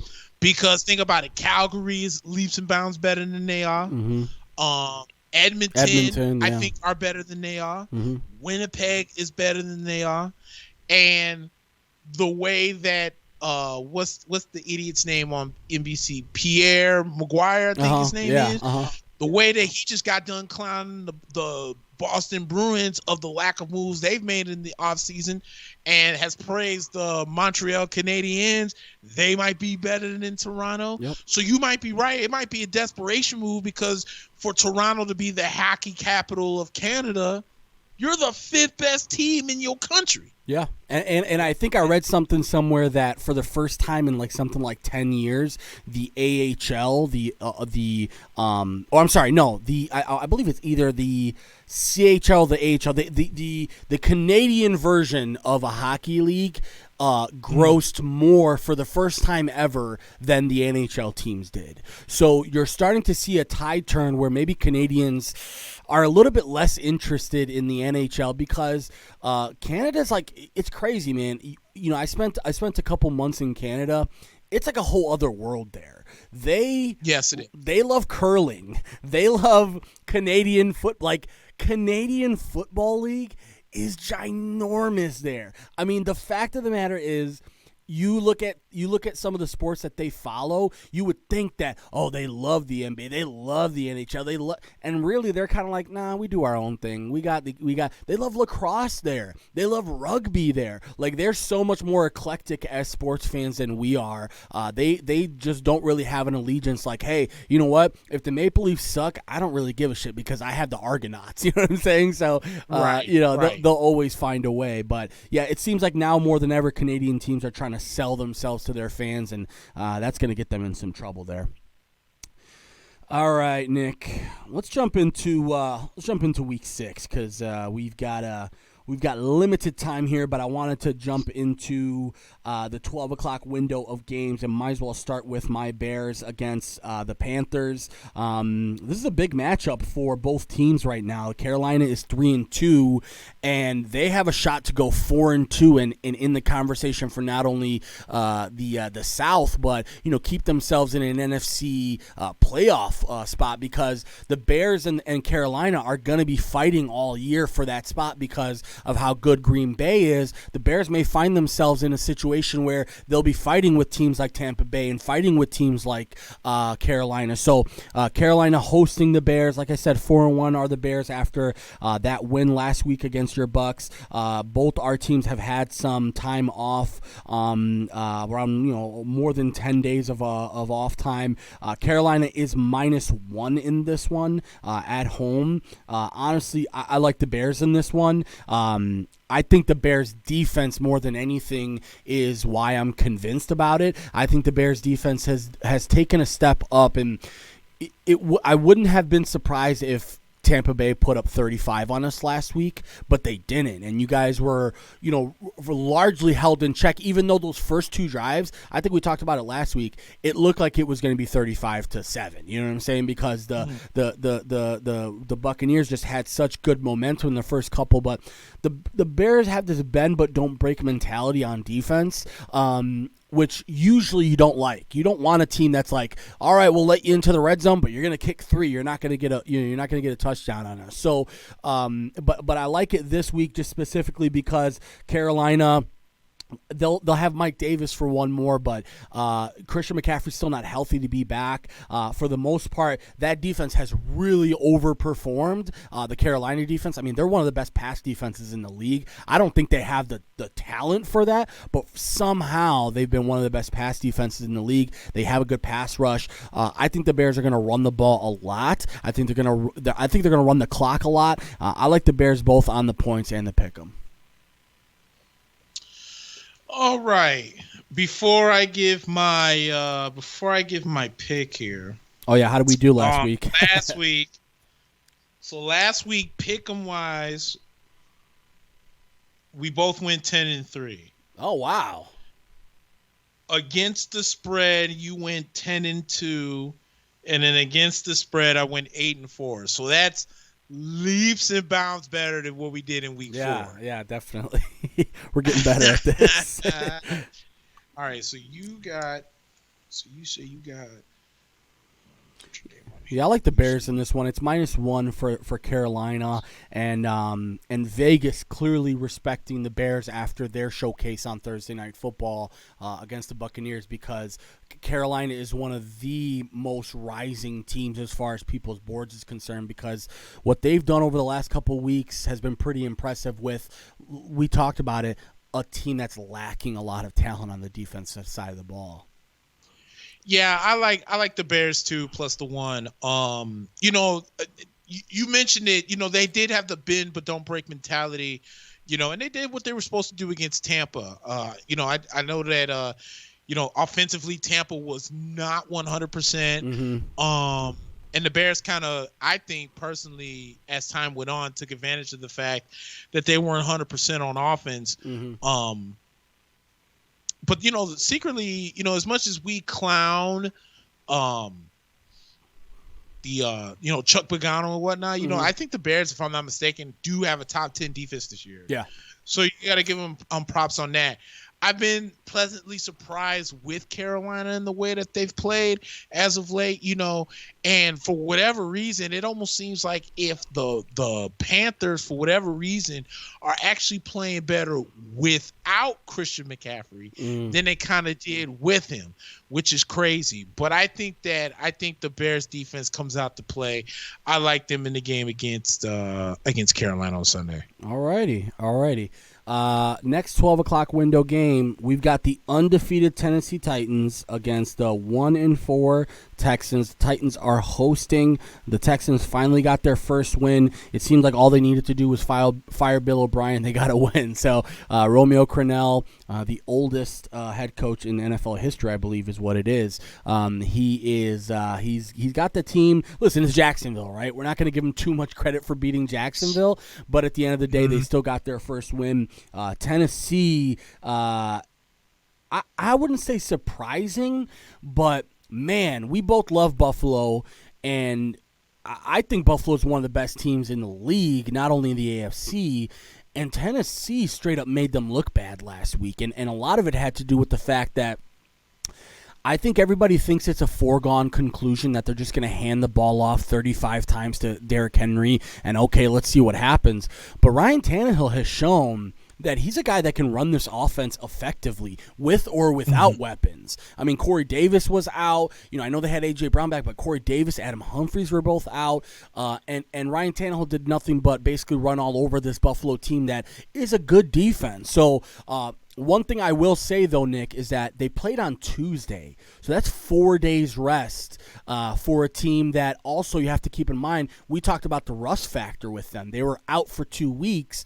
They come back and play on Tuesday. Now 4 days later, you're going to come back and play another game. And by the way, I'm sorry, I didn't give the spread on it. It's Tennessee -3.5.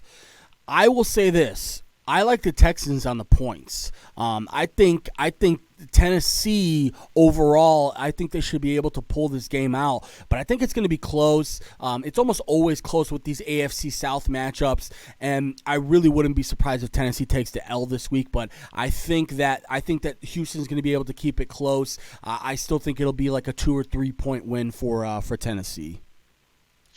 The question that I have in this game is: did the Texans win last week because they fired Bill O'Brien, or did they win last week because they played the Jacksonville Jaguars? True. Now, I know it's, there's both factors that play into it, but which one shows out to me? And something tells me that I think it's they benefited from playing Jacksonville a little bit more than than it was that Bill O'Brien, because we've seen Romeo Crennel in this position as a head coach for the Houston Texans. It really hasn't worked out that great. Right. I think Houston came out with knowing that Bill is gone, and I think they came out, with the mentality of, let's win this for Romeo. Sure. Now that honeymoon is over, you're now going to face pretty much the cream of the crop of your own division in Tennessee. And then with Tennessee, I was with you too. I was shocked and amazed the way they came out and how they hit Buffalo in the face on Tuesday. What I also was amazed with was, have you seen the side-by-side stat comparison between Tannehill and Patrick Jesus Mahomes in the last 14 games? It's very similar. Wow. Like, actually, Tannehill has better numbers. I think he's thrown for more yards and might actually have a better passer rating than Patrick Jesus Mahomes has had in their last 14 starts combined. That's how good Ryan Tannehill has with Tennessee this year. So with that being said, I'm taking the Titans minus the 3.5 as well. I think Houston, I'm not saying Houston's going to lay down. I just think Tennessee is just way too good at this point to have any letdowns and think that Houston's going to come in and beat them, especially at home. So I like Tennessee minus the 3.5 in this one. Okay, yeah, and they're riding high after that win against Buffalo. I mean, that's a huge confidence booster if you just beat Buffalo. No matter how many times or how many days you get off in between, that's a huge confidence boost. Right. Let's stay in the AFC South. It's the Indianapolis Colts. They're 3-2, coming off of a disappointing loss to Cleveland last week. Cleveland was without Chubb, and it really didn't matter as the Colts just weren't able. Defensively, Cleveland is a lot better than people give them credit for, and they beat up on a amazing offensive line. Which I'll give the Colts this: they're missing some pieces on the offensive line, and one of the things that they prided themselves on over the last 2 or 3 years is that they've basically had the same 5 guys starting on the offensive line every single game. Anthony Costanzo had an injury thing, and then I also think they had a couple of backups that had some injuries issues. So 3-2 are the Indianapolis Colts. They'll be in Indianapolis hosting the 1-3-1 Cincinnati Bengals. I think we both saw this game last week against Baltimore as it was not winnable for Joe Burrow and company. I think a lot of people expected that Burrow would have a better game, but Baltimore's defense, regardless of what you think, they've given up some points this year, and they've had some struggles with injuries. They're a tough defense to face. So Joe Burrow had his worst game as a pro and probably his worst game ever as a quarterback last week against Baltimore. But yeah, it's minus 7.5 for Indianapolis, so touchdown and a half favorites. I honestly like the Colts in this one. I just don't. The thing is, I'm not sold on the Colts as a team. Meaning, if you tell me, are the Colts going to be a tremendous team that's going to go deep in the playoffs? I'm not sure I'm convinced quite yet. I have to see a lot more out of that defense because the defense has been tremendous, but you saw them against the Cleveland Browns last week. And Cleveland, I don't know, man. Maybe we'll talk about Cleveland when they come up. Maybe we're just not giving enough credit to Cleveland as a team because, we start to have that Browns effect kick in where you're like, oh, no, they're the Browns. They can't be that good. But you saw them last week, and they look like a Super Bowl team. And I couldn't tell if it was maybe Indianapolis is really good and Cleveland's better, or maybe that Indianapolis isn't the real thing. But I still think that defense is really strong as far as the Colts is concerned. I know they're banged up, but I like them both on the points and the pick 'em. Cincinnati is going to be in a tough position right now where, do you trade A.J. Green maybe? Do you try? They lost D.J. Reader for the year. They're in a position right now where maybe you pack it in, start to get rid of some assets and try and, look into next year. Don't get Joe Burrow killed. I think that's the number one thing right now. Don't get him hurt or killed. But, yeah, I like Indianapolis in this one, both on the points and the pick 'em here. I think it's going to be at least a touchdown win for Indianapolis. Yeah, I'm with you on that. I'm taking the Colts minus 7.5 as well.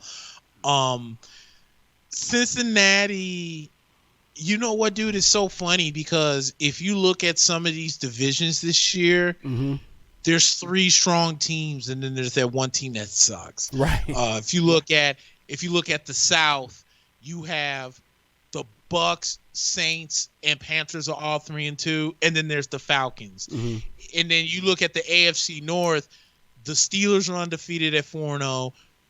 Cleveland and Baltimore both 4-1. And then there's Cincinnati. Right. And with Cincinnati, I think they're going to be a couple of years away. They need to fix the offensive line. I think they need to trade A.J. Green and get what you can out of him. Yeah. That's not going to work out. Maybe if you get lucky, you can get a lower first round pick from somebody, maybe a mid round pick from somebody. But I don't think, and I don't know if you saw the video of when Burrow threw that interception and A.J. Green was running with the Baltimore Ravens as if he was a lead blocker instead of trying to tackle him. I just think he can't wait to get out of there. Yeah. So, I'm kind of with you on one thing though. Like I'm still got my questions about the Colts, the way that they're playing with Phillip Rivers under center. They just don't seem, in my opinion, they don't seem as dominant as maybe they were last year around this time when Jacoby Brissett was under center. But I still like the Colts in this one. I mean, I just think Cincinnati right now is just not good enough to hang with Indianapolis. Yeah, and sidebar before we move on, I don't think it's any coincidence, Nick, that the quarterbacks who cannot be mobile are struggling this year. When you're Phillip Rivers, if the pocket collapses, you don't have many more options other than to throw the ball away or throw it at somebody's feet.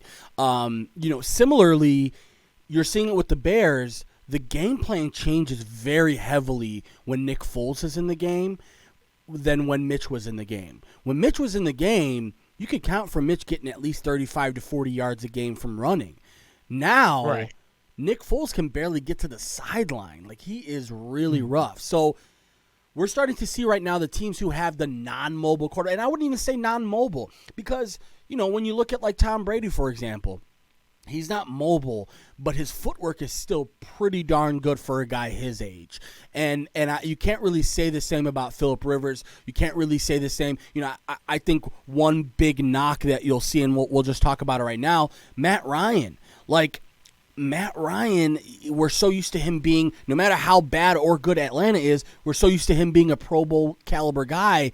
And now we're starting to see that teams are just like, dude, let's get to him. We don't even have to, fine, let's see what he can do under pressure. Maybe give him a couple of open man-to-man throws. But with no Julio Jones out there, let's pin our ears back and go right after him. And we're seeing what Matt Ryan has been able to, or hasn't been able to do the last couple of games. So he's on a historically bad stretch for himself as well. So fancy we talk about the Falcons because we'll talk about the Atlanta Falcons 0-5. No Dan Quinn anymore. I don't know what it was going to take to fire Dan Quinn. I really don't know what it was going to take, but finally they got it done. And that one last week was almost inexcusable because Atlanta was in that game. They could have won that game, and they just the defense is just not nearly as good as you want it to be. And offensively, without Julio Jones, I feel bad for Calvin Ridley. He's not a number one receiver. He's going to be a tremendous receiver, but he needs a number one guy next to him. He's not a guy that can carry the load. So 0-5 is Atlanta. They're going to Minnesota. And by the way, Minnesota is at home and they're 4-point favorites. I'm going to be honest with you. I'm going to take a page out of the Houston Texans playbook. I think Atlanta gets it done for Raheem Morris, the new interim coach for them this week. I think they're able to win this game both on the points and the pick 'em. A lot of that has to do with the fact that Minnesota is ass this year, bro. Like, their defense sucks. Offensively, if Kirk Cousins isn't bailing them out, they have really nothing that they can do. And there's no Dalvin Cook this game. So, I think it's always a foregone conclusion that when Dalvin's out, Alexander Madison will come in and do tremendous. And I don't necessarily see that for them this week. my surprise of the week, and it's not necessarily a surprise, Nick. It's like one team is 0-5, one team is 1-4. So I wouldn't consider this a surprise, but I think Atlanta, based on what we saw with Houston last week, and just they're going to get Julio Jones back this week. It looks like more than likely. I like Atlanta in this one. This is one of the surprisingly tough picks of the week. Shockingly enough, because the way that you bring that up, it kind of almost made me sway, because I was just about to say I'm not going to spend much time on this. I'm going to take Minnesota. I'm still going to take Minnesota. The reason why I am is because, Minnesota, I was very impressed with them. I was impressed with them on what was that, Sunday night? Mm-hmm. I thought Mike Zimmer lost that game for him. Yep. Because, dude, why not just go for the 3 and make it an 8-point game? Instead, you try to go for the throat, you failed, and now you just put the ball back in the hands of a man that's having a historic MVP season in Russell Wilson, and it wasn't a great idea. Yeah. So, and let me ask you this question, dude. Now, since we're on the subject of Mike Zimmer, knowing the blunder that he just did last week, how hotter does the seat get for Mike Zimmer if they end up losing this game against Atlanta? Because not only do you not lose, but you lose to a team that kind of has a little bit to no confidence right now, and you let them come into your stadium and let them beat you. So I don't know, dude. I'm gonna stick with that. I'm gonna stick with Minnesota winning the game, but I think they only win by 3. So I'm gonna take Atlanta plus the 4. Okay. In the spread, but I still think Minnesota wins. Got it. Okay. Yeah, and I agree with you. I think Mike Zimmer was terrible last week, and he's another guy. He's another guy. It's like I don't know how he keeps a job too, because it's like his bread and butter is his defensive, stuff, and his defense has been terrible this year. They did nothing, but that was a winnable game against an MVP candidate and one of the best teams in the league, and you basically just give them the game back. And also, if you're not going to go for it at that point, and you're not going to kick the 3, punt the ball and pin them back. Yeah. You don't go for it and then give them what you were hoping wouldn't happen, which you missed the kick and give them good field position. Now you just missed the opportunity and you give them good field position again. It just doesn't make sense to me. So, Mike Zimmer's time might be running out, especially if they lose to Atlanta this week. Right. New England has been out for a couple of weeks, Nick. COVID-related stuff. 2-2. They are hosting 1-3 Denver Broncos, who has also been affected by some of that stuff. Melvin Gordon is going to be out of this game. I'm not sure if that's injury related. I think that had to do with the DUI that he had this week, right? Well, they listed him. I have it right here because they list him as Melvin Gordon illness is what they say. So a little bit of alcohol poisoning, or if that's the lie that they're using, to not say, hey, we're punishing him for the DUI or whatnot. Yeah, I don't have much time. I was gonna say I'm not gonna spend much time on this because they're gonna be without Melvin Gordon. They're gonna be out without Noah Fant. They're gonna have the world beater, the Rippin nephew in there, or it might even be Jeff Driscoll. I don't even know, but either way, I like this as a bounce back game for the Patriots, who are 8.5-point favorites. Now that I see they're 8.5-point favorites, I'm inclined to take Denver on the points, and I'll tell you why. And maybe this bit us in the ass last week, the whole Russ thing. But I'm sorry, New England has been out for quite a while, and without Cam last game, and now Cam hopefully will be coming back this game. I think they win the game, but I think Denver might be able to help with that spread, and I think they can. If you give them 8.5 points, I think they should be able to win this game. Yeah, I'm actually going to take the Patriots minus the 8.5, just because this game is in New England. Okay. If this game was in Denver, I probably would have been like, okay, I'll take. But Denver on the road against New England, with as good as that defense is, I think the Patriots steamroll them. So okay. All right, let's move right along here. There's not going to be a lot of time spent on this one. It's the 1-4 Washington football team, I almost said Redskins, against the 0-5 New York Giants. Vegas somehow giving the Giants a 3-point favorite at home. It's been rough for the Giants, man. A winnable game against Dallas last week. You think they're going to get their first win, and especially and by the way, prayers out to Dak Prescott, man. That was a nasty. I mean, there's not many things that you can watch on a football field that will bring a grown man to tears, but I had a hard time keeping those tears in. When you saw what happened with Dak and his reaction and just his teammates' reaction and his opponent's reaction, and prayers out to him, man. I'm really hoping that he can come back strong because I still think he is a franchise QB in this league. I really hope Dallas values him as such. I don't know what's going to happen with him this year in his impending free agency, but wishing him all the best of luck first and foremost. Let's get him healthy, and compound fracture in that leg, which we're hoping. A lot of people say compound fractures like that, the leg comes back stronger, so that's all you can really hope for him. But the Giants are 0-5, and it's been really rough for them. Daniel Jones has not been the best quarterback in the world, but I'll be honest with you, I like Washington in this one, even on the road. I'll take them both on the points and on the pick 'em, even though the points are very close. I just think Washington has been in it. I know that they didn't have a great game against the Rams last week or Baltimore the week before, but they showed some pretty good stuff the first couple of weeks. I think Ron Rivera is able to get a win here in New York. Phil says the only good thing about the Giants is that with the exception of the 49ers game, they've been in every game this season, losing by an average of less than a touchdown. Joe Judge has them playing hard. They just don't have the players to get over the hump, but I think the Giants get their first win on Sunday. I agree with Phil on this one. I'm taking the Giants minus the 3. And the reason why I'm doing that is the ridiculous quarterback situation that is going on in Washington. Yeah.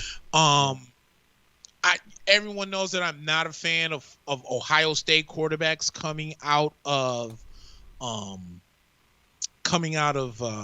Ohio State. Mm-hmm. But I never understood the reason why you benched Dwayne Haskins. This team offensively is just not that good. No. You don't have a running game. You don't have any big play receivers. You don't have any big play tight ends. Offensive so who do you terrible. expect Dwayne Haskins to make plays too? Yeah, I don't get that, man. And so you bench him, and and it's no diss towards Alex Smith, and we understand what he went through to get back to him playing in the game on Sunday. But first of all, it's not like you benched Dwayne Haskins for Alex Smith. Right. You benched Dwayne Haskins for Kyle Allen. Jeff Allen, and he was so bad that you had to bring in Alex Smith. Also, Nick, I want to make the distinction. It bothered me because the reason why Kyle Allen came out, he took a big hit on the sideline. He looked fine after the play, but they brought him to the sideline just in case, and they brought Alex Smith in to replace him because of a possible concussion. Well, he cleared concussion protocol, so he was ready to go back in the next series. The problem is I think Ron Rivera saw the feel-good story that was Alex Smith and was like, maybe Alex Smith can spark something under us and maybe get us a win. And that's the wrong mentality. The guy hasn't played a pro football game in almost 3 years. And you want him to come in and with no offensive line, no offensive weapons, a wide receiver converted to a running back for a running game. I thought that was a wrong move. I think bringing back Kyle Allen was a big thing, reason why I'm picking them this week, because I think Kyle Allen is just better than Alex Smith at this point. Yeah, I understood, but I like the Giants. I think. Okay. I like I said, I think Phil nailed it on the head. Outside the 49ers, they've been in games, but I still would say thank you to Ron Gettleman for drafting. We're going to say it every week on this show, Andrew Thomas. Every week for drafting Andrew Thomas over Tristan Wirfs. Because I almost called him Alex Jones. Daniel Jones was running for his life again last week against Dallas. Yeah. So and I think I think the Jets pick too. I think it was Mekhi Becton turned out to be better than Andrew Thomas too. So not only did they choose him first, but there's like 3 other tackles out there that are rated better right now. let's bring that up because Pro Football Focus had just brought out the ratings for tackles that were drafted this year, and it went Willis Jr. in Cleveland, then Wirfs, then Becton was right behind him, and those three guys were in the 70s. The next closest guy, I forget who it is, was in the 40s. I think it was Thomas, wasn't it? Andrew Thomas. Okay, yeah, that's crazy. Andrew Thomas was 5th on that list. That's crazy. And as and everyone knows how much I love the NFL draft and how much I break this stuff down. Remember, Tristan Wirfs was still the number 1 rated offensive tackle. Yeah. In coming off the boards. It was either him or Becton because Becton's combine was so good that he actually jumped to almost 1 or 2. Yeah. And here's the New York Giants at 3, and you picked the 5th, if not 6th best tackle in Andrew Thomas, who was slated actually to be drafted at Tampa at 13. Yeah. So basically, Tampa Bay actually lucked out because I think the Jets wanted Becton, and I think that Cleveland wanted Jedrick Willis Jr. So when Tampa's sitting there and at 12, San Francisco kind of conned him to trade up to get him, they did it. And Andrew Thomas is struggling right now. And I love how everyone's like, oh, look, welcome to the NFL, Tristan Wirfs. Dude, it was one flip on one play of Khalil Mack. And on top of that, Tristan Wirfs actually was playing so much better on Khalil Mack that they had to switch sides and put him on Donovan Smith because Donovan Smith is such a piece of crap. So miss me with all that, he just flipped Tristan Wirfs crap. I don't want to hear no more of that nonsense. Yeah, and he played good in that second half too, did Wirfs. Yes, sir. All right, let's go to Philly. They're going to be 1-3-1. They're hosting the 4-1 Baltimore Ravens. Baltimore, they're getting by this year, Nick, but they don't look tremendous. You know, Lamar Jackson doesn't look tremendous. The running game doesn't look great. Even the defense has had its struggles, but they still find ways to win. And let's be honest, Nick, their 4 wins, other than Cleveland, which looks like a good win now out of week 1. They've beat Houston, Washington, and Cincinnati. So they really haven't beat anybody that's worth anything other than Cleveland in week 1. You've got the Philadelphia Eagles who, you know, last week against the Pittsburgh Steelers, you give up 4 touchdowns to one guy, you're just a bad defense. I'm sorry. I don't care about injuries or this and this and that. You know, Philadelphia year in and year out has an excuse for it. And again, they're going to be really banged up this game, missing their starting right tackle, missing one of their starting cornerbacks, missing another one of their cornerbacks likely in Darius Slay, who's questionable.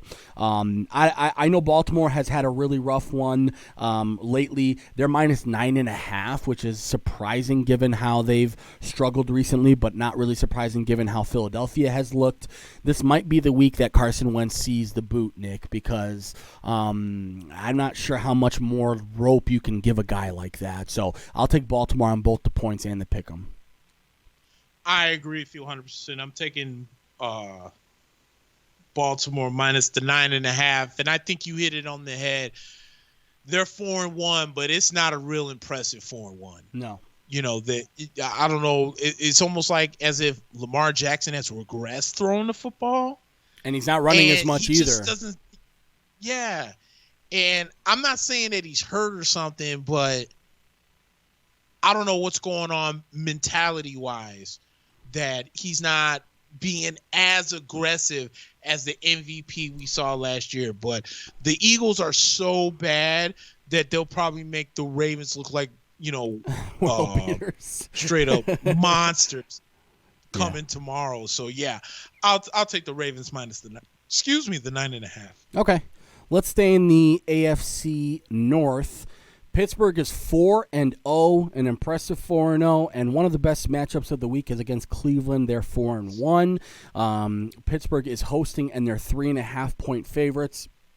I think right now Cleveland is going to be without Chubb They have one of their offensive linemen missing in Wyatt Teller. Have a couple of defensive pieces that are missing. Deontay Johnson is going to be out, as is David DeCastro for Pittsburgh, so a couple of offensive cogs for them that'll be out. This is going to be one of the tougher picks of the week, but I like Cleveland.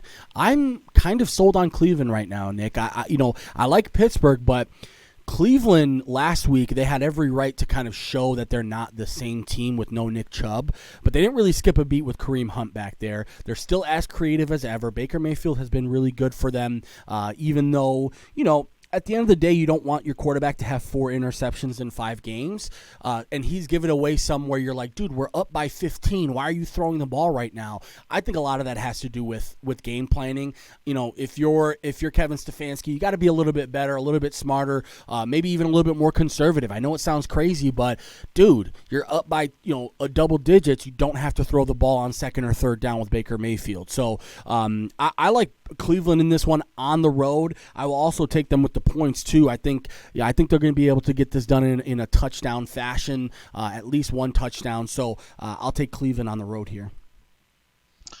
This is where I finally get to disagree with you. Okay. I'm taking the Steelers at home. I am very impressed with the way Cleveland has been in these first 5 games. I think defensively, they've been amazing.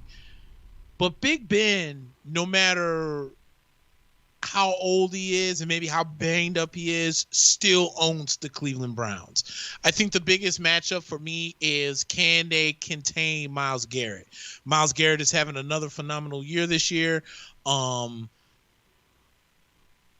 It's just hard for me. If this game was in Cleveland, I think I would agree with you. I'd be like, you know what? They're on fire. They're hot right now. They're at home. The momentum is still behind them.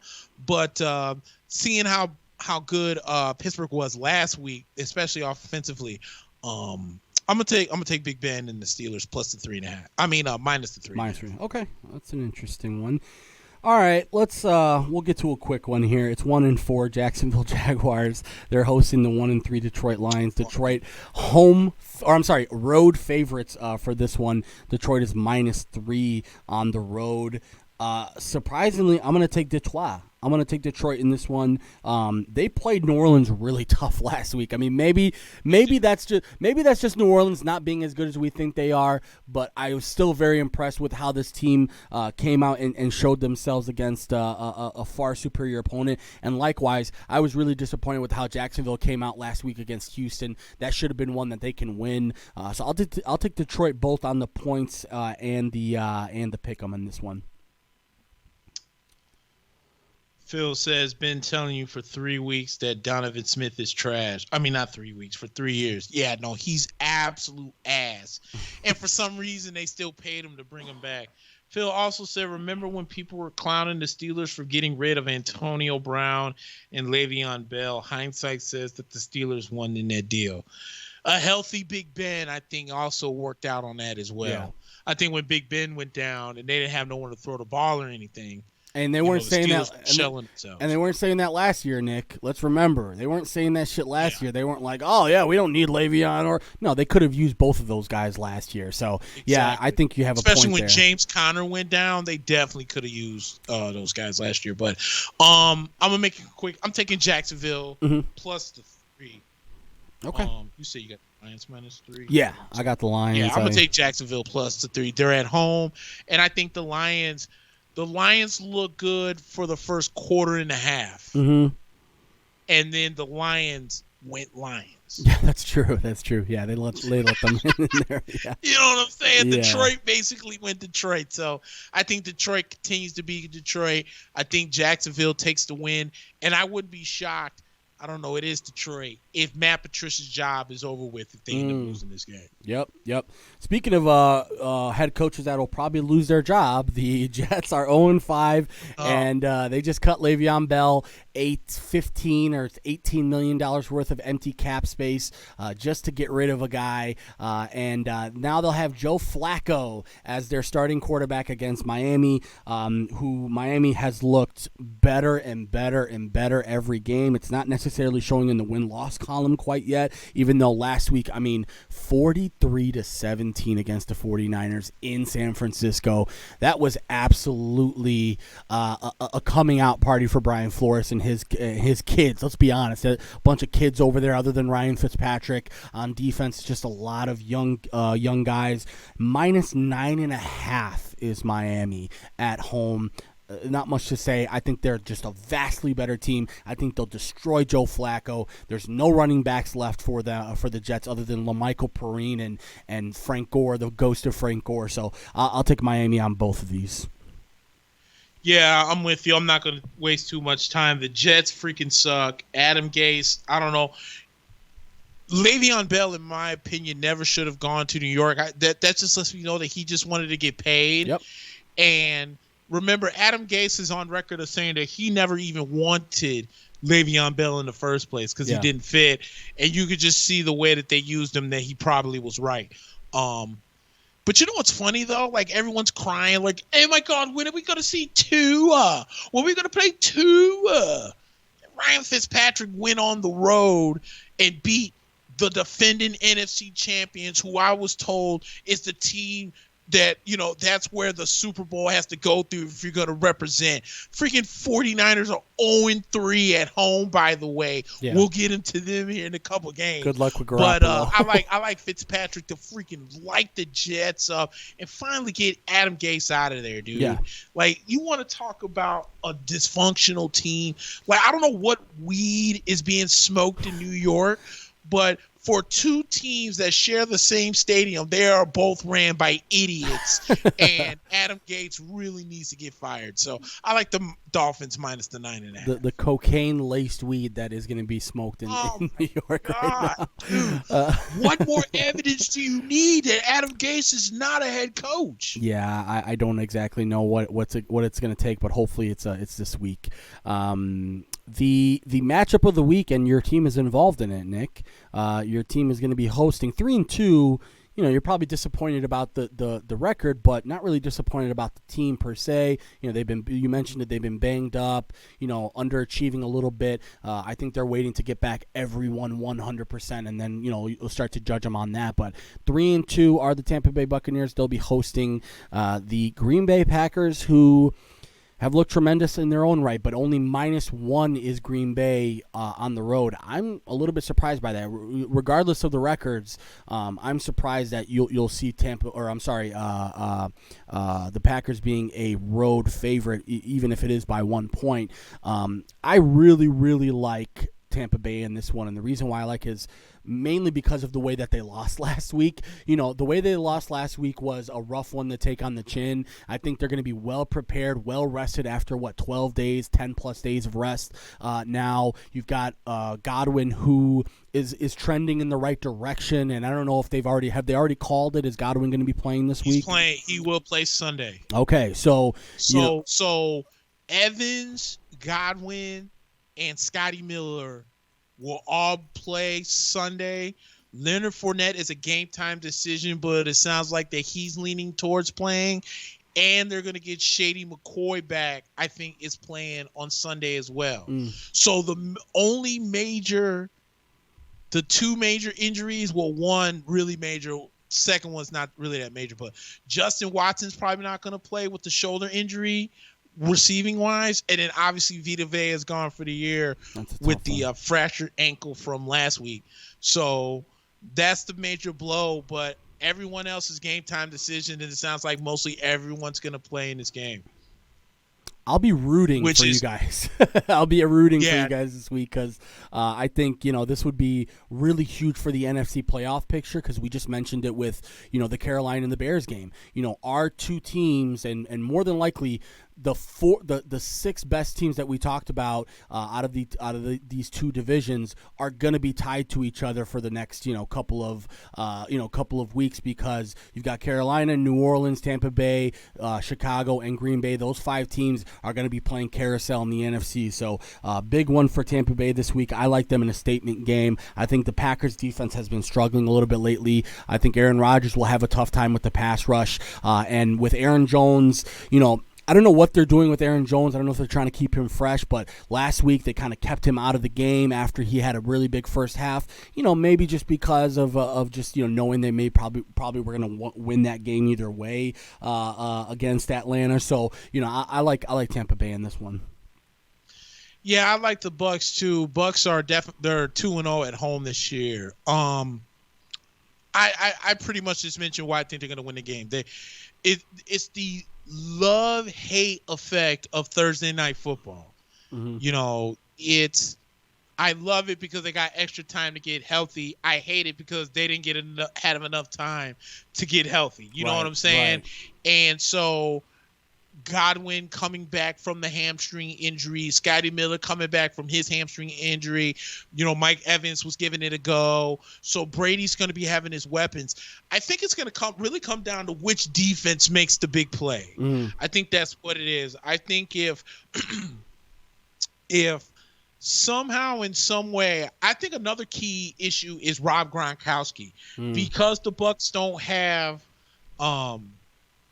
O.J. Howard anymore. Yeah. Cameron Brate is good. Cameron Brate is red. Let me take that back. Cameron Brate is red zone good, but Cameron Brate is not O.J. Howard everyday tight end good. Down the seam. You know what I'm saying? Yeah. Right. Like I can draw up a 50-yard play with the athleticism of O.J. Howard. I can't do it with Cameron Brate. True. And I think with Tampa, with him being gone, Rob Gronkowski is going to have to be the man. But it's going to be which defense makes the bigger play, because we all know Aaron Rodgers is really good at protecting the football. We know that Tampa loves to blitz. And then Green Bay side, their defense is so Dr. Jekyll, Mr. Hyde, where there's the 1 week where you're seeing the Smith boys and that secondary's on point. And then you see that next week where those names you don't even hear anybody, and Aaron Rodgers has to throw 5 touchdowns for them to win in the shootout. Yeah. So I think if Tampa's defense, if they can stop the run, which they're normally good at doing, even though it takes a hit from Vea being out, if they can keep the run game intact, I think they can beat Aaron Rodgers at home again on Sunday. Okay. All right. I'll be rooting for you guys. No doubt about that one. Let's go to the Sunday night game. It will be the San Francisco 49ers, aforementioned, at home, which they're probably not too happy about the way that they've played at home this year. And they'll be hosting the LA Rams, who 4-1 are the Rams. Not only are they 4-1, but an impressive 4-1. I mean, that only loss was to that Buffalo team, and that Buffalo team we both believe is very good. So another convincing win against Washington last week, even though they didn't look too great against the Giants. And it just shows that Vegas is respecting them right now. They're 3-point favorites on the road. I see this as a trap game, Nick. I really do. I see LA may be underestimating a little bit of San Francisco. San Francisco had a really bad game last week, and I just think the Rams are probably going to be going into this game thinking that they have it in the bag. So honestly, I like the 49ers both on the pick'em and the points. I think this is going to be a surprise game this week. I really do. I think Jimmy Garoppolo is going to come back. I watched the game because they were in the late window last week. I got to watch most of the game, and it seemed like he was rushing a lot of what they were doing because of the fact that they just didn't have the time. I think the Rams, they're going to have to be able to handle the screen passes, handle Brandon Ayuk on the end arounds, handle Tebow Samuel. This pains me to do because I think my brain is telling me to go with the Rams, but I like the 49ers in this one to upset. Once again, we're going to go opposite. I'm taking the Rams minus the 2.5. I just mentioned to you the 49ers are 0-3 at home. Yeah. Last week was embarrassing. And on top of that, the 49ers are pretty beat up. Yeah. I think the Rams right now, as you mentioned, their only loss is to Buffalo. Mm-hmm. But I think the Rams right now are really kind of playing like, I know they had that struggle game against the Giants when they only scored 17 points, but they looked really good last week. And, my problem with San Francisco is because they're so beat up, because they're not healthy, because they're on the struggle bus right now. I think the Rams come in and beat them and make them go 0-4 at home. And until San Francisco really gets healthy,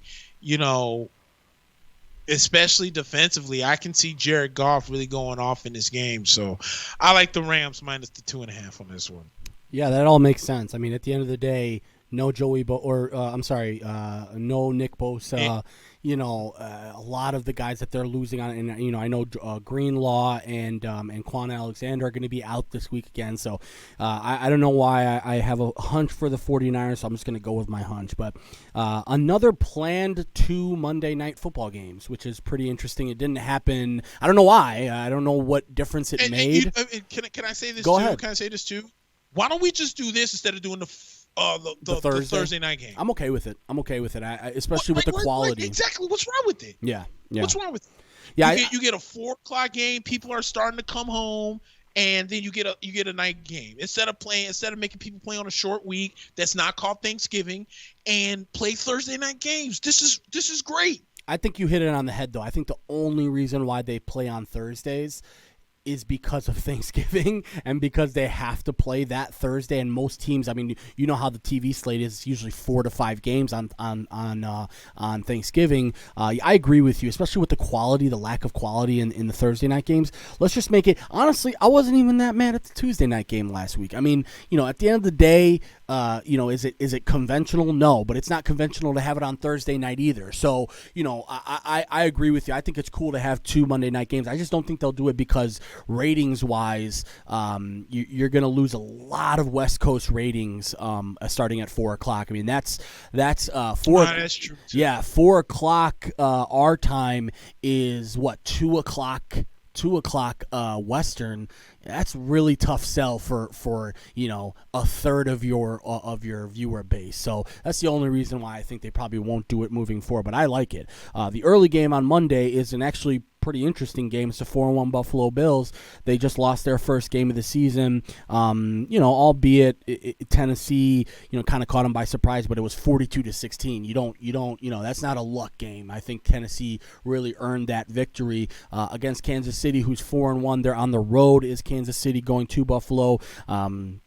I believe, Sammy Watkins is out for this game. As most of you probably know, Le'Veon Bell did sign with the Chiefs, but he's not eligible, especially with the COVID protocol. They're probably seeing another 2 weeks for him to be able to join the lineup. But 4.5-point road favorites are Kansas City. I imagine that has a lot to do with how Buffalo looked last week. I like Kansas City in this game. I think Kansas City needs a bounce-back game, especially after that loss last week against Vegas where if you are the Kansas City Chiefs, you're not crying too badly about that loss, but it's a winnable game that you almost gave to the other team because they're so comfortable, Nick, being down by 12, 14 points. Sometimes you get too comfortable with that. You know what I'm saying? And I think Kansas City, we've seen them even going back to last year's playoffs where they're down by 12, down by 14, down by 20, and it doesn't matter. I think this is the game where they come out and try and do the same thing Tennessee did, blow them out early. So I like Kansas City both on the points and in the pick'em. All right, I'm actually gonna go with going with Buffalo on this one. Mm-hmm. I know Buffalo got smacked in the mouth against Tennessee, but are we just gonna ignore that the Raiders went into Arrowhead and beat the Chiefs last week? True. You know what I'm saying? Yeah, and I was. Here's the thing: Kansas City is beatable. Josh Allen can beat Kansas City as long as Josh Allen doesn't make errant throws like he did against Tennessee. Right. Kansas City reminds me a little bit of Seattle. And Seattle doesn't play this week. But the reason why I'm not so high on Seattle, like I'm not so high on Kansas City, because I don't trust either team defensively. Right. Like you have to have Russell Wilson play his Jesus role, and then you have to have Patrick Mahomes play his Jesus role in order for them to win. Kansas City, I mentioned this last week, and they weren't any better about it, was the 31st ranked rush defense in the league. Yep. And you saw last week exactly why they were the 31st ranked rush defense in the league last week. Whereas Seattle, I swear to God, has to be bottom 5 in total defense. Yeah. That team defensively is garbage. Yep. I think they've just squeaked out games because, again, Russell Wilson is trying to prove that he's the Jesus of this league, and that's why they're 5-0. Yeah. But I'm not really overly that impressed. I think with Buffalo, if Buffalo's defense cannot be what they were last week, I think they could beat Kansas City at home. And I think they're going to put a lot of pressure on Mahomes, and they're going to have to really rely on Edwards-Helaire to take the pressure off of him. Because, again, if Josh Allen plays, I'm pretty sure it won't be error-free, but if he has one of those games like he's had in the first 3 or 4 games in the season, I think Kansas City is in a lot of trouble, and I think they're in trouble on Monday afternoon. Okay. Yeah, and Edwards-Helaire, I mean, talk about pressure. After that opening game where everyone's like, this guy's the best running back in the league. And, the last 3 games been pretty mediocre. And then I have him on fantasy. Yeah, garbage. It's been tough. And on top of that, you don't go and sign Le'Veon Bell if you don't think that he's going to be a starter for you, right? So exactly. I would assume that he's going to be auditioning this game to try and stay as a part of the game plan for them. All right, last game of the week, and this is going to be a big one for the Dallas Cowboys. And it's actually a big one for both teams, Nick, because the Dallas Cowboys are playing for their season right now. It's going to be hard to do anything 2-4 with no Dak Prescott. You're going to really need to dig deep here if you want to make the playoffs in that situation. They're 2-3 currently, hoping to go back to 500 with a win on Monday night. Surprisingly, but not really surprisingly, Arizona is 1-point favorites on the road. Arizona is 3-2. They started off like gangbusters, 2-0. Then they had that really rough loss to Detroit, another rough loss against Carolina. Last week, they didn't even look that great against the Jets. They just won against the Jets. I think this is one where I would expect Andy Dalton to come in. No Chandler Jones for Arizona, which is really big. And obviously no Dak Prescott for the Cowboys. I think this is kind of a audition for Andy Dalton of sorts. I think he's going to show that he can be the distribution guy. And let's be honest, the Cowboys went out of their way to bring in Andy Dalton, so clearly they believe in him as the backup here. Are they a championship team with Andy Dalton? Probably not, but I think this is the first step in sort of showing that they can be a contender in the NFC, especially in that division, Nick. You can win that division probably with 7-9 this year. So, right. I like the Cowboys in this one, especially that they're, Arizona's only -1. I like the Cowboys in this one. On both the pick 'em and the points. So I guess, I don't know if you caught it, but I guess Tony Dungy made some offhand comments saying that Dak's injury was a blessing in disguise or something like that, and he got super beat up for it. Here's the thing. I got what Tony was trying to say per se. Yeah. It was just the wrong time to say. Read the room, Tony. And I think, you said what? I said read the room, Tony. Like, read the room. You don't have to say that right now. Right. Yeah. Right. Because here's the thing. I think the problem with Dallas was that they, for whatever reason, Mike McCarthy was trying to make Dak Prescott to be this world burner quarterback that I don't think Dak is. I'm not saying Dak's not good. Dak's not a let me throw 60 times for 400 yards type of quarterback. Yep. Andy Dalton is kind of like the opposite coin of what Dak is. So what do you think Dallas is going to do? They're finally going to get back into giving the ball to Zeke, running the football, and let's take the pressure over Andy, and let's use the running game to finally open up the passing game. Because I have both Amari Cooper and Michael Gallup on fantasy, and I could, for the life of me, could not understand why going into halfway in the third period, Amari Cooper had nothing. Cooper only had like one catch, maybe for 5 yards, and Gallup had 2 catches for 13 yards, and the score was like 27 to something. How is this even happening?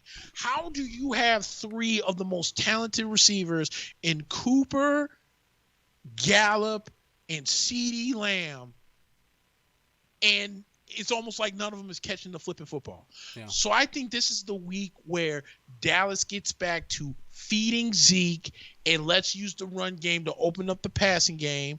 I think Andy Dalton's going to have a solid game this week, and I think they beat Arizona. I mean, it's nothing against Arizona. I think it's going to be a shootout because neither defense is that good. And as you mentioned, Chandler Jones is not even playing on Sunday.